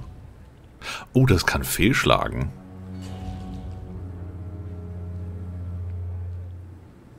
Habe ich mir dadurch was gerade verbaut? Okay. Goodbye, Mr. Thatcher. Try to take care of yourself. Das heißt, eventuell hätten wir vorher mit ihm sprechen sollen, um da irgendwas rauszufinden. Hello again, Mr. Blight. Good evening, Dr. Reed. You doing your rounds as usual? Ja. Goodbye, Mr. Das Blight. haben wir verhauen. Take care of yourself. Also ich. Aber ihr dürft jetzt zugucken.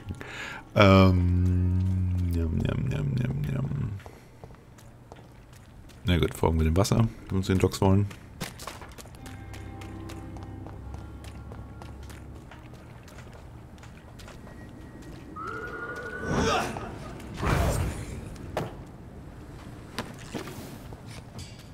Plus 5 Eisennitrat. Oh, wir sollten bald wieder trinken.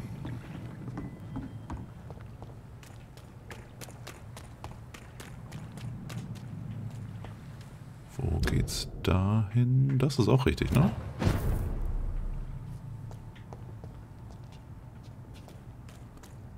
Westlich. Welchen Level habt ihr?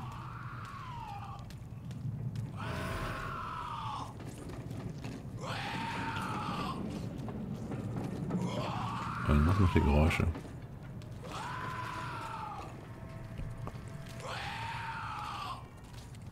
Würde ich gerne das Level von dem wissen. Oh. Nein. Nein.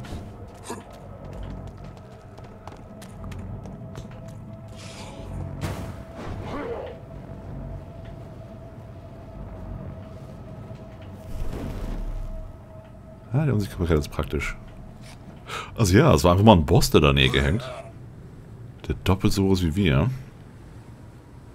Hat aber schon Schaden genommen. Könnte halt einfacher sein, als aber der Werwolf.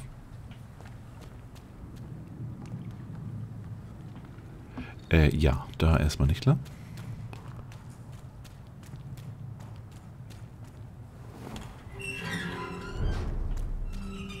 Stabil. Also wenn wir hier irgendeinen NPC finden, müssen wir ihn unbedingt heilen, damit das Ganze auch stabil bleibt und nicht abgleitet. Ich denke, das wird recht schnell eskalieren später im Spielverlauf. Und Krankheiten soll dann möglichst früh behandeln, damit sie sich nicht ausbreiten, ne?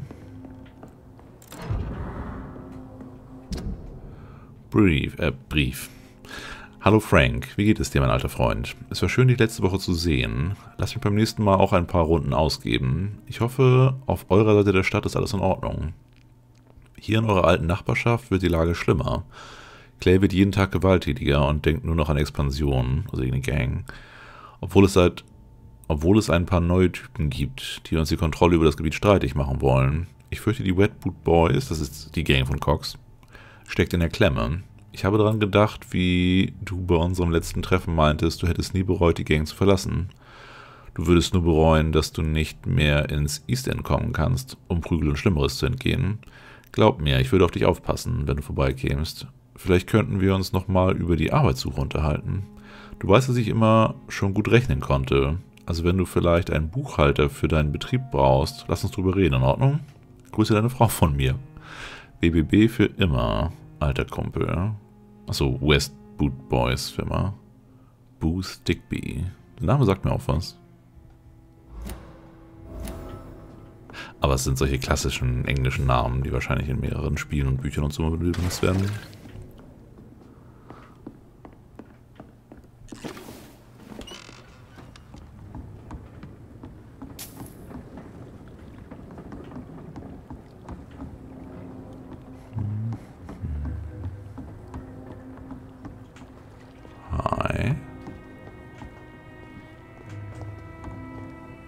Good evening, sir. Who the fuck are you? Don't you see I'm busy here? Dr. Jonathan Reed, that's who I am.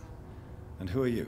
Ah, some fancy gentleman we've got here. Clear off. We don't want strangers on our streets. So you won't tell me your name, then? The name is Booth Digby. Maybe I'll ask my boys to break one or two of your bones, just so you remember it.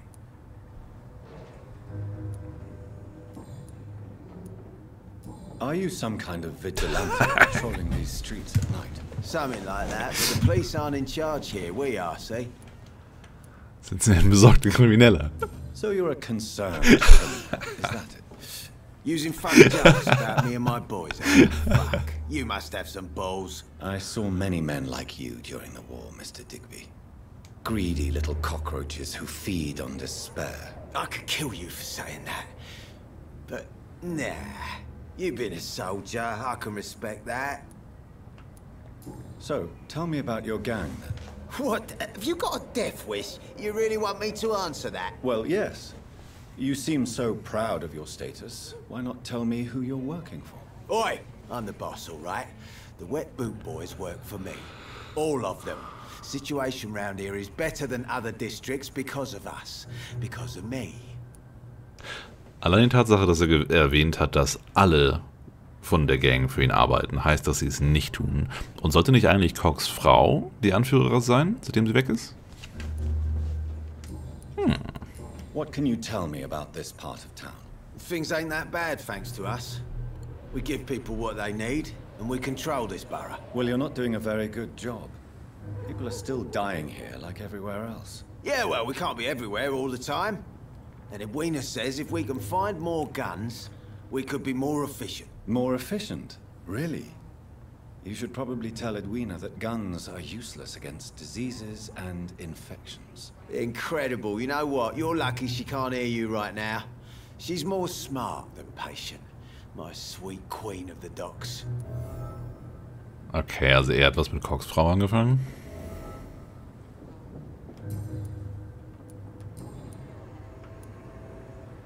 I know you're looking for an honest job, Booth. You're tired of this criminal life, aren't you? It's just an idea. Edwina loves to run things so much. You can never really leave the gang. Wet boys for life, you know. Goodbye, Mr. Digby. Da ist sie schon. Kleiner Moment, milady. Good evening, miss. I am Dr. Reed. May I ask you a few questions? Who are you? What do you want? As I just told you, I'm a doctor. From the Pembroke Hospital, actually. The Pembroke Hospital, you say?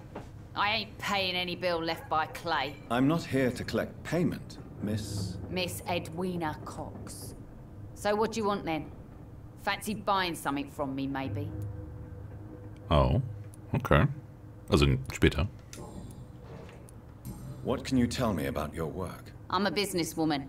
I buy and sell things, and I send my wet boot boys after anyone who don't play nice with me. Gang member and shopkeeper. Can't be easy running double shifts. If you're interested, I may find use of a doctor who can freely walk across the city, you know. Oh. You're quite blunt, aren't you? I like people who know what they want and say what they think. This is a time of great opportunity for those ready to embrace their destiny.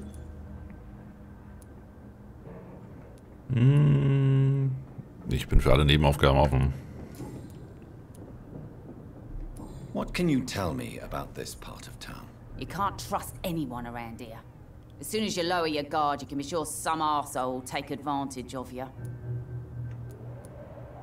You sound like you're thinking of somebody in particular. Take the gravediggers of Southwark. They must pay me every week, but it looks like they forgot who gave them permission to steal from the dead. Looting corpses in a mass grave. That is a new low. Whatever. Hey, since you're a doctor and all, maybe you can access that forbidden area and remind those bastards what they owe. Ja, Untersuchung. Und die Massengräber bestehlen. Die sind tot. Sie brauchen es nicht mehr. Sie haben eh kein schönes Grab, wo irgendwelche Verwandten kommen zum Besuchen oder ähnliches wie auf dem Friedhof. Weiß nicht. Kann ich jetzt auch nicht so viel Schlimmes gegen sagen. What can you tell me about your work? I'm a businesswoman. I buy and sell things. Gang member and... Das hatten wir schon. Can I see what you have to sell? As long as you have money, I'll show you all I have. So, wir brauchen einen Abzug. Wir haben aber kein Geld mehr, also gar kein Geld mehr. Wir können da keine Machete bei ihr kaufen. Das ist quasi dasselbe, wie wir auch bei dem Krankenwagenfahrer bekommen, bei Milton. Eventuell die Sprungfeder, da bin ich mir gerade nicht sicher. Oh, ja.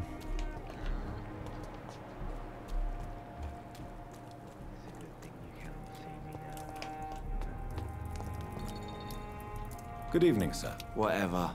Don't you recognize me? We met a few nights ago. Don't take it personally. I spent a lot of energy forgetting what I did the night before. Yes, you had definitely drunk too much then as well. I'm Dr. Jonathan Reed. I'm Dyson Delaney. I'll try to remember you. This time. Is there anything in particular that you like about this part of town? Except for the cheap drinks, I mean. How dare you say such a thing? I love this neighborhood. So friendly. So joyful. No reason at all to rejoice, then? Life is hopeless and then we die, is that it? Let me tell you a story. All right. Go on. A few years ago, when I believed a resolute man could change things around here for good, a tragedy occurred nearby. What kind of tragedy? It was a bomb. Bomb that exploded and killed many people. Metal and blood everywhere. Shouts, fire, broken window of the shoe shop, the torn street light. You lost people you loved that day, didn't you? I've lost everything. But you know what the worst part is? I don't even remember where it happened. I've drunk so much to forget it, and now I can't remember where it was. I can't pay my homage to the dead. I'm sorry, Mr. Delaney. It's okay. If you ever find the place, just leave a flower for me there. Even if you tell me where it is. I'm not sure I'd memorize it. Da ist ein Delaney. Also wenn wir ein Delaney-Grab sehen, können wir das machen. What do you do for a living, Mr. Delaney? I drink. I drink in the morning and at noon. I drink at night. And then I drink some more. Wundert das geht dafür, ja? Don't you work at all? I'd love to, but I don't have the time. Didn't I tell you? Drink in the morning and at noon. I drink at night. Why do you drink so much? Maybe it's because I prefer dying slowly. Death can be so abrupt. Personally, I like to see mine coming at my own pace. You sound very sad, sir. That's because I am, Doc. Is there anything... How dare you? Why are you... Cynicism is the... No... Let me tell you a story. Another... Ja, okay. Da muss noch irgendwas sein, sonst würde es nicht zweimal aufgeführt werden. Surely you must have had dreams and expectations when you were young, like everybody else. Sure. I wanted things to change. To really change, and to change for good. The bigger the dream, the harder the fall. Sounds like you were an idealist, which is honorable. No, sir. I was an anarchist, and I believed that exclusive property is a robbery in nature. I wanted a new world to rise from the ashes, Dr. Reed. Oh, aye. Do you really think the world is that bad? No. I believe we all can choose to make it better. But most of us are too weak, too corrupt and too guilty. I failed for sure, but others will come. Hallo, Ivan.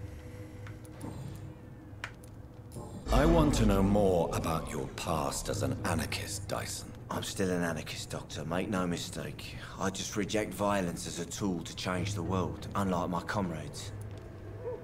Ja, Gewalt schon, aber so ein bisschen Zerstörung von Eigentum ist ja... Do you still see your comrades, then? Even if you don't agree with their methods anymore, I mean. No. I hope they'll come to share my point of view one day. I'll raise my glass to that splendid idea. Do you believe in a bloodless revolution, then? I do not believe in much anymore, Doctor. But I'll admit I like your idea of peaceful change. I like it a lot. Goodbye, Mr. Delaney. Überall Charaktere, mit denen man schnacken kann.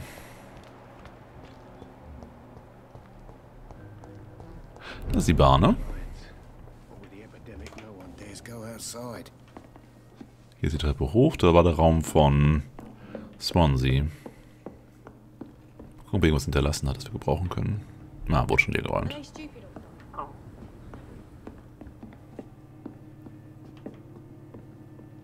Nix.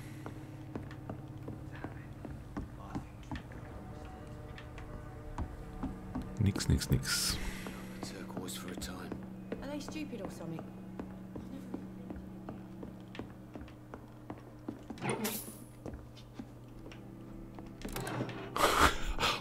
Tresor ausrauben. Ist okay.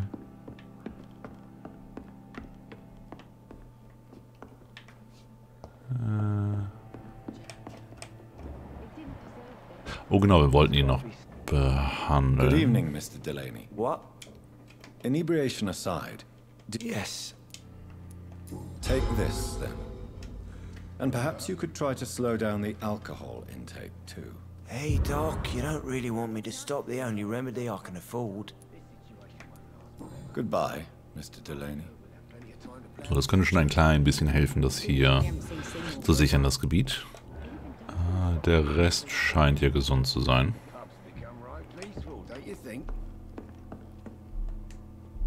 Evening, miss. Well, I never. That's a first. Customers who make that much mess rarely come back. Never mind in fancy togs. I'm much more myself than when we first met. By the way, I'm Jonathan, Dr. Jonathan Reed. Welcome back to the Turquoise Turtle then, Doctor. I'm Sabrina Cavendish. How can I help you? What can you tell me about this area? People don't appreciate that line of questioning round here. You best be more careful with what you say, sir. You look concerned, Miss Cavendish. This is a bad borough. Most people I know are afraid. Most locals will rob you blind, or worse. You best mind your step. So you and your friends all feel in danger? No exceptions? Tom's the only exception I've come across until now. But he's not like everybody else. Tom ist der Besitzer hier? This place seems, how shall I put it, very colorful. I'm sure it has plenty of stories to tell. We get people of all sorts here. It's that rare place in the docks where you can have a drink without being murdered. At least it's not happened yet. So this bar is neutral territory then? Yeah. Tom's convinced this is something the locals need. No one ever draws a weapon here. That's one of the reasons I accepted the job.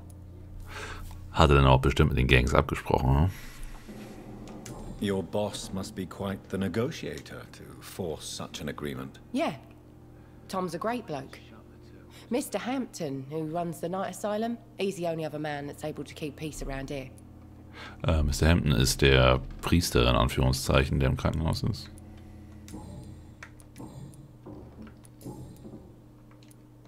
Excuse my curiosity, but where exactly are you from, Miss Cavendish? Something bothering you?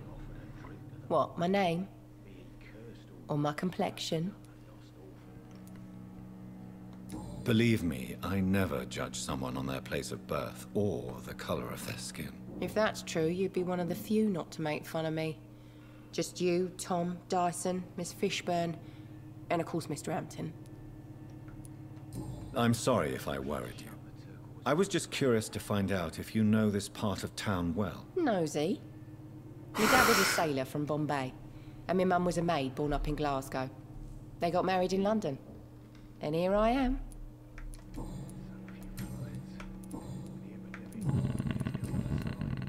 Ja, sind wir durch bei ihr. Goodbye, Miss Cavendish. Da bleibt nur noch Tom und dann können wir uns im Gebiet weiter umgucken. Good evening, Tom. Good evening, sir. How are you tonight? Back to the docks, are we? You remember me then? Of course I do. You're that man who seemed so lost when he entered my bar a few nights ago. Thank you for your hospitality. I'm Jonathan Reed, by the way. I'm still Tom Watts. Welcome back, Doctor. Er hat nur gesagt, dass er Jonathan Reed ist. Er hat nicht gesagt, dass er ein Doktor ist. Das heißt, er weiß schon, wer wir sind. Why does your waitress feel in danger working on the docks? This part of town is dangerous for all, but for women it's worse, as always. Sabrina is a brave girl, but she can't help feeling in danger. Do you think she has good reason to feel this way? Are you not worried about her safety? Of course I am. The truth is, she's tougher than me deep inside. She just has to learn to control it. How is it you can keep this place open? This part of town doesn't seem particularly safe. Well, since everybody needs a drink, my pub is considered neutral ground by most groups. Since I'm here, is there anything I can do? Well, perhaps, Doctor. Peace partly depends on my stock of gin. With the epidemic, my supplies are running low. How could a physician help you in this matter? I have a small warehouse just past the quarantine line. Perhaps, with you being a doctor, you could go there and come back? Doctors aren't immune to disease, you know. Very well. Show me where it is. I'll see what I can do. Oh, thank you, sir. Here's the key to get in. You're about to save many dry throats. Okay.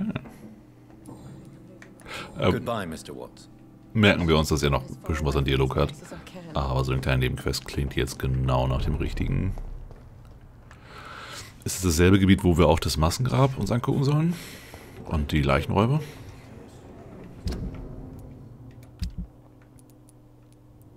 Finden die Totengräber. Bürgermission. Moment mal, das sind 3 Nebenquests. Ja, aber das sind nicht die, die wir gerade bekommen haben.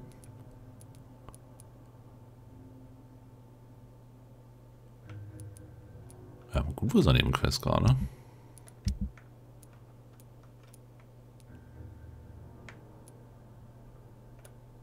Tom Watts. Der Engpass, das ist die, okay. Du erholst dich schon gut. Das heißt, hier sind alle gesund. Gesund, gesund, gesund. Jo. Engpass verfolgen.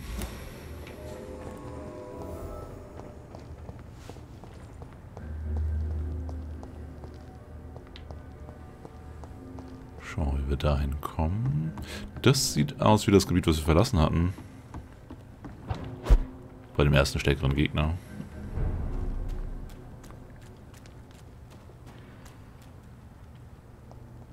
Ja.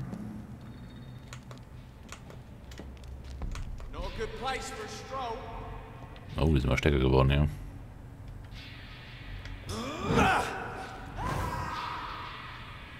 Komm mal raus.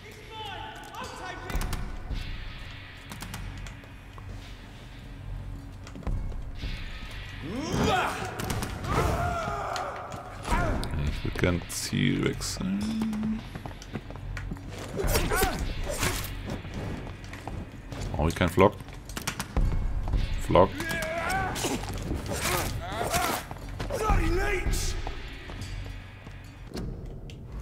Stopp.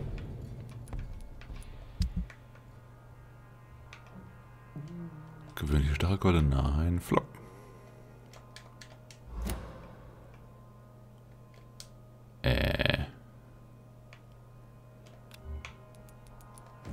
Machete.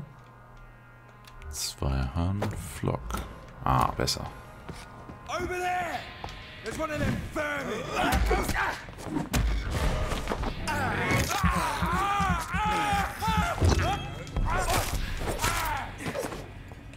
Oh, für 10er gehen die aber. Und haben wir noch guten Loot. Also hier könnten wir sogar vielleicht mal eine Weile grinden. Mal gucken.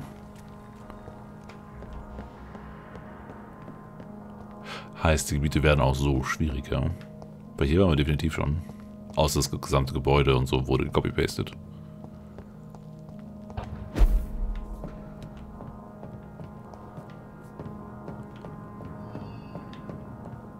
Ist hier das Lager? Ein paar Schilling.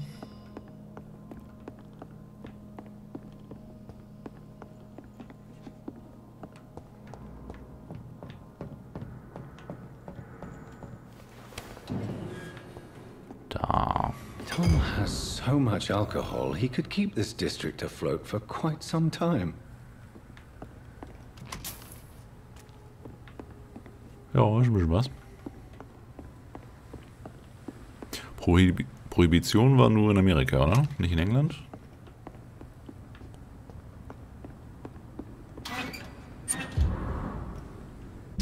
Zeitungsartikel. Jugendlicher wegen versuchten Mordes verhaftet. Letzte Nacht nahm die Polizei einen jungen Mann namens Tom Watts wegen versuchten Mordes im bekannten Restaurant The Silver Bell in der Percival Street fest. Der Verdächtige wurde dabei gesehen, wie er etwa 1 Minute lang eine Waffe auf Gäste richtete, ohne einen Schuss abzugeben. 2 Zeugen meldeten sein Verhalten umgehend. Watts wurde ohne Zwischenfälle festgenommen, verweigerte aber jede Erklärung und gab nur seinen Namen an. Seine Waffe war geladen, wie der Polizist bestätigte, seine Fragen beantwortete. Wahrscheinlich wird Watts für seine Verfehlung die ganze Härte der Gerichte seiner Majestät zu spüren bekommen. Der junge Mann wird mindestens einige Jahre hinter Gitter zubringen.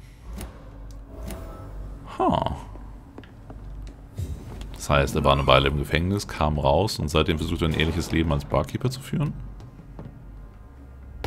Mal schauen.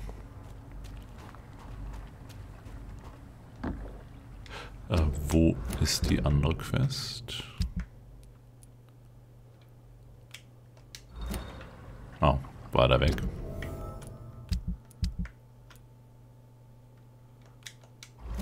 Ja, es ist alles weiter hinten. Na gut, erstmal wieder zurück zu bauen.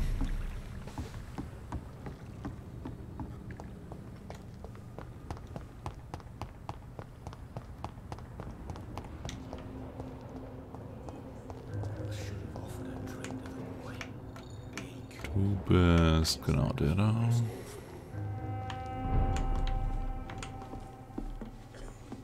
Welcome back, Doctor. What can I do for you? You lied to me, Tom. Your warehouse wasn't empty. It was inhabited with armed vigilantes. I'm sorry, Dr. Reed, but I thought those Prewen guards would be willing to let someone like you pass without trouble. That was devious of you, Tom. Next time you can bloody well go yourself. I apologize, Doctor, but it's just that I prefer to avoid the law, its enforcers, and all manner of thugs in uniform. Wir können lügen, aber nein. Er macht die gute Arbeit hier. Here is your booze. I hope it will appease your customers. Just try not to kill anyone with this poison of yours. Believe me, Doctor, most of my customers are less agreeable when sober. Oi. Tell me about your arrest for attempted murder, Tom. I tried to kill someone. I got arrested. I paid my debt and I have nothing to hide. Do you think prison changed you? Made you a better man? Oh, I don't know about that. All I brought back is bad memories, scars, and an ugly tattoo of a blue turtle. But do you feel cleansed of your sins? All I know is that I'm at peace. I did what I did, but I wouldn't do it again. Does that make me a better man? I don't know. Ein bisschen.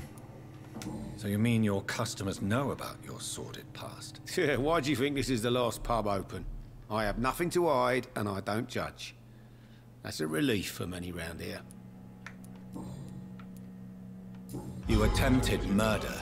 Give me some details. I was given an order to kill. I was an obedient gang member at the time. A proud, wet boot boy. Oh, okay. Why did you join the gang? Because I finally felt useful. Do you have any idea what it means to feel respected when the rest of the world shits on you? So you were ordered to kill someone. What happened then? I don't know if you can possibly understand, but I couldn't kill him. I just stood there pointing my gun. Someone saw me. I gave up. Why couldn't you shoot? My target was eating in that fancy restaurant with mirrors and music. He was eating, drinking, laughing. He was having such a good time. I hated him for his bottomless appetite and easy life of easy pickings.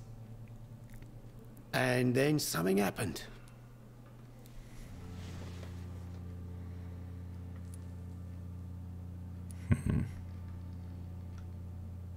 You've had a sad, violent, and lonely life, with no joy to speak of.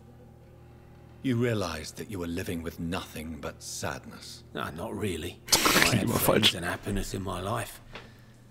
There was more about just being pleased for the guy. Why not leave town and start a new life after you got out of jail? I grew up in the East End. This is where my roots are. This is where I want to help others, and die, eventually. Do you think the docks will always be a hive of scum and villainy? As long as poverty and fear run the show, I don't see how it would change. Misery loves company, as they say. Don't you feel threatened, staying in such a violent and criminal neighborhood? I've made peace with my violent past, Dr. Reed. I may not be a pacifist, but I'm not angry anymore.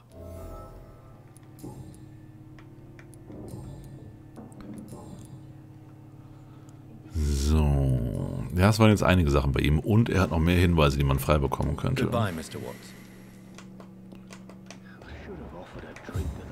Er ist jetzt schon 4.250 wert.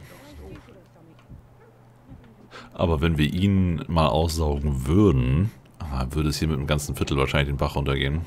Das müsste wohl bedacht sein, aber ich denke, so weit wird es nicht kommen. Bisher kommen wir ganz gut hinterher mit der Medizin. Und wir könnten noch mehr herstellen. Ich gucke noch flott, ob wir in Richtung von dem anderen Gebiet da kommen können. Ja, also mit dem müssen wir noch reden, mit der älteren Dame müssten wir noch reden, mit dem älteren Mann müssten wir noch reden. Morgen. Wie gesagt, ich schaue jetzt noch, ob wir in das andere Gebiet kommen. Da hinten irgendwo. Wie auch immer das gehen soll. Und dann ist für heute auch erstmal Schluss. Was sagt die Karte? Karte sagt, ein Ticken links von uns da die Brücke. Das ist richtig. Wie kommen wir da hoch? Hier.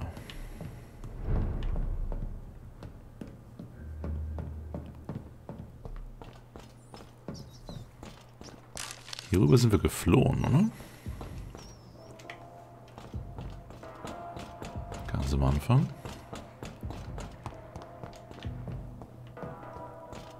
Und es ist bestimmt auch alles akkurat nachgesetzt. Also wenn man jetzt nach London reisen würde, würde die Brücke bestimmt genauso aussehen. Eventuell wäre sogar die Bar da. Also nicht so wie jetzt, aber vielleicht wäre da eine, die so ähnlich heißt.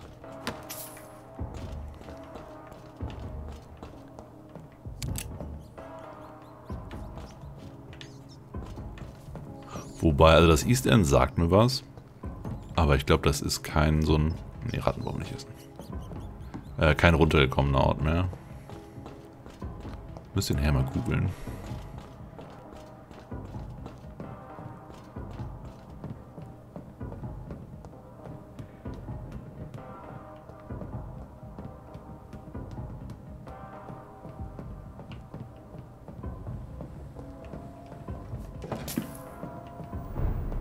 Southwark. Oh, es gibt auch EP alleine für das Betreten von den Gebieten schon. Ach, Level 3. There's safer places to be than here. Don't come closer, sir. Ja, ist okay. Ich...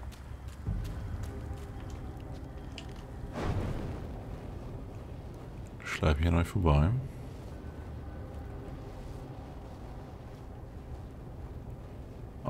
Wo geht's hier weiter? Stupid beast! So viel dazu.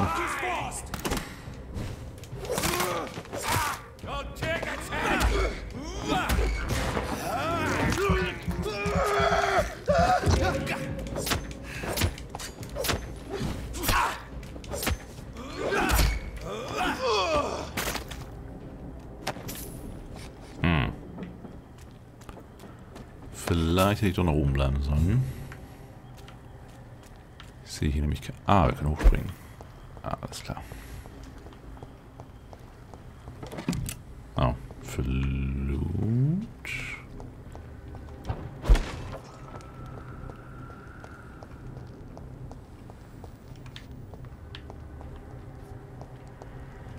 Genau so wie hier... Oh. Finde den Ort, an dem der Bombenanschlag stattgefunden hat. Das war die eine Aufgabe. Und die andere Aufgabe war... Totengräber. Die haben eine genauere Angabe, wo wir hin müssen.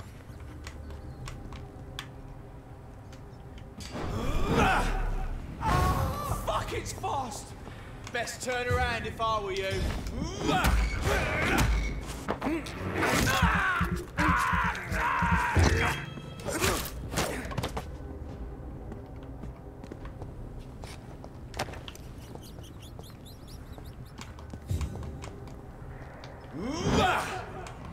Oh Christ! Over there!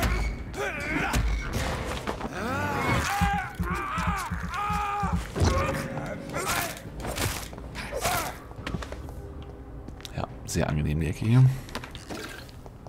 Ich denke, so können wir uns dann auch gut vorbereiten. Also wenn wir die ganzen Nebenquests hier machen, sollten wir auf jeden Fall stark genug sein, den Werwolf anzugehen. This place. Rain may have washed away the blood, but not the memory. My poor Mary. Ja, ich habe den starken Verdacht, dass ihre Leiche nicht mehr hier sein wird.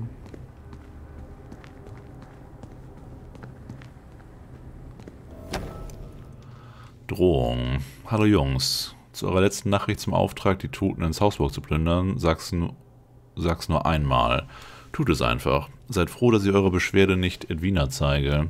Sie würde euch die Eier abschneiden. Ein kleines Vögelchen hat mir außerdem gezwitschert, dass ihr Witze über das macht, was ich am Pier gesehen habe. Also bin ich nur ein Spinner, der Angst vor seinem eigenen Schatten hat, oder ein Beknackter, der wie ein altes Weib Gespenstergeschichten babbelt? Gut, ich mag es, wenn meine Jungs Spaß haben. Der Beknackte wird auf eure beschissenen Kadaver pissen, nachdem dieses Scheißmonster, das ich gesehen habe, eurer Spatzenhähne gefressen hat. Genießt die kommenden Nächte, Kollege. Ich habe gehört, es soll regnerisch und neblig werden. Booth. This is my watch. Damn grave robbers. Help.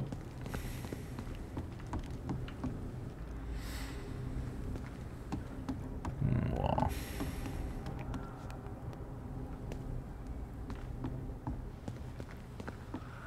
War das echt so heftig damals? Weil es ja heute wegen Covid immer wieder die Vergleiche gibt. Wo wir jetzt ja schon bei Millionen Toten sind. Also über 2 Jahre verteilt, und das ist halt ein bisschen fragwürdig, wie die Zahlen wirklich gelten sollten, weil es primär Ältere betrifft, die auch andere Sachen haben und so, aber das hier sieht wesentlich extremer aus. Sie hatten damals aber auch kein Gegenmittel und dergleichen, ne? Keine guten jedenfalls. Also hätten wir jetzt gar keine Medizin, würde es hier genauso aussehen?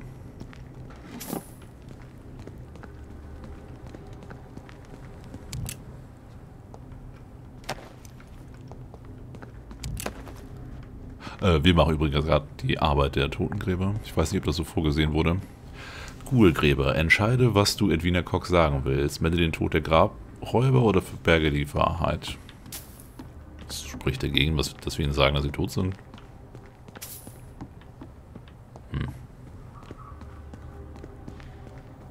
Ja, sind jetzt mehrmals im Kreis gelaufen. Hier sollte nichts mehr sein. Tickt immer noch runter. Okay, dann hätten wir jetzt gerne noch die Aufgabe. Die ist halt irgendwo hier im Gebiet. Das heißt, wir müssten eine Stelle finden, wo eine Bombe hochgegangen ist. Ich erinnere mich an einen Schuhladen und an eine Laterne. Das sind so die einzigen Hinweise, die wir haben. Also wird es nicht hier direkt an den Docks sein, sondern eher an irgendeiner Straße.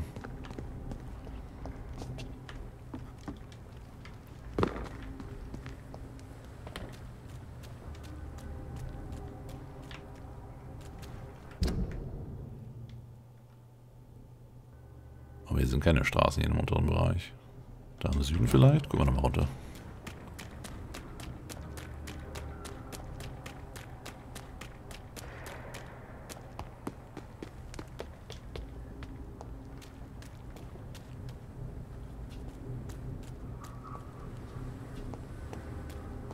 Das sind alles eher Lagerhallen als Geschäfte, ne?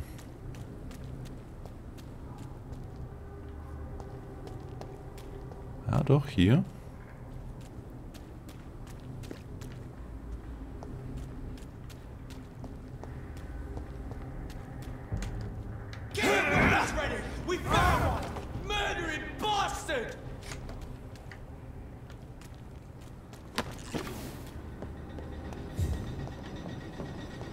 Ah, das ist keine Schuhfabrik.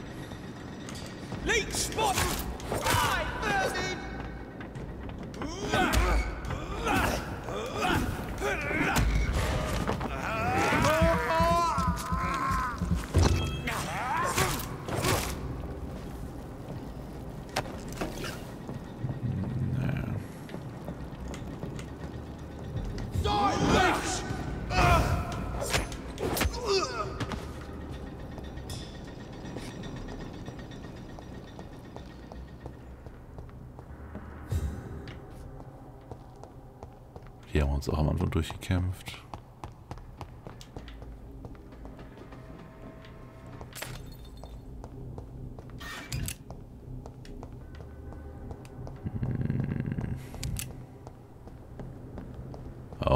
Oh, Laternen.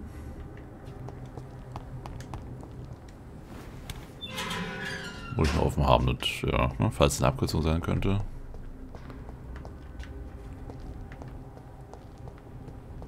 Das hier sieht verbrannt aus. Dawson Manufacturing. Yes. The place has changed since the explosion, but it was definitely here. I should find some way to pay my respects. Habe ich hier eine Blume? Okay, also müssen wir jetzt hier irgendwo in diesem runtergekommenen Gebiet eine Blume finden? Das machen wir dann morgen. Ich denke, für heute sollte das mal reichen. Es war eine sehr textlastige Folge dieses Mal, aber ich denke, das ist wichtig bei diesem Spiel. Und wie gesagt, falls es euch, wobei ihr, die jetzt die ganze Zeit dabei wart, für euch wird es okay sein, denke ich mal.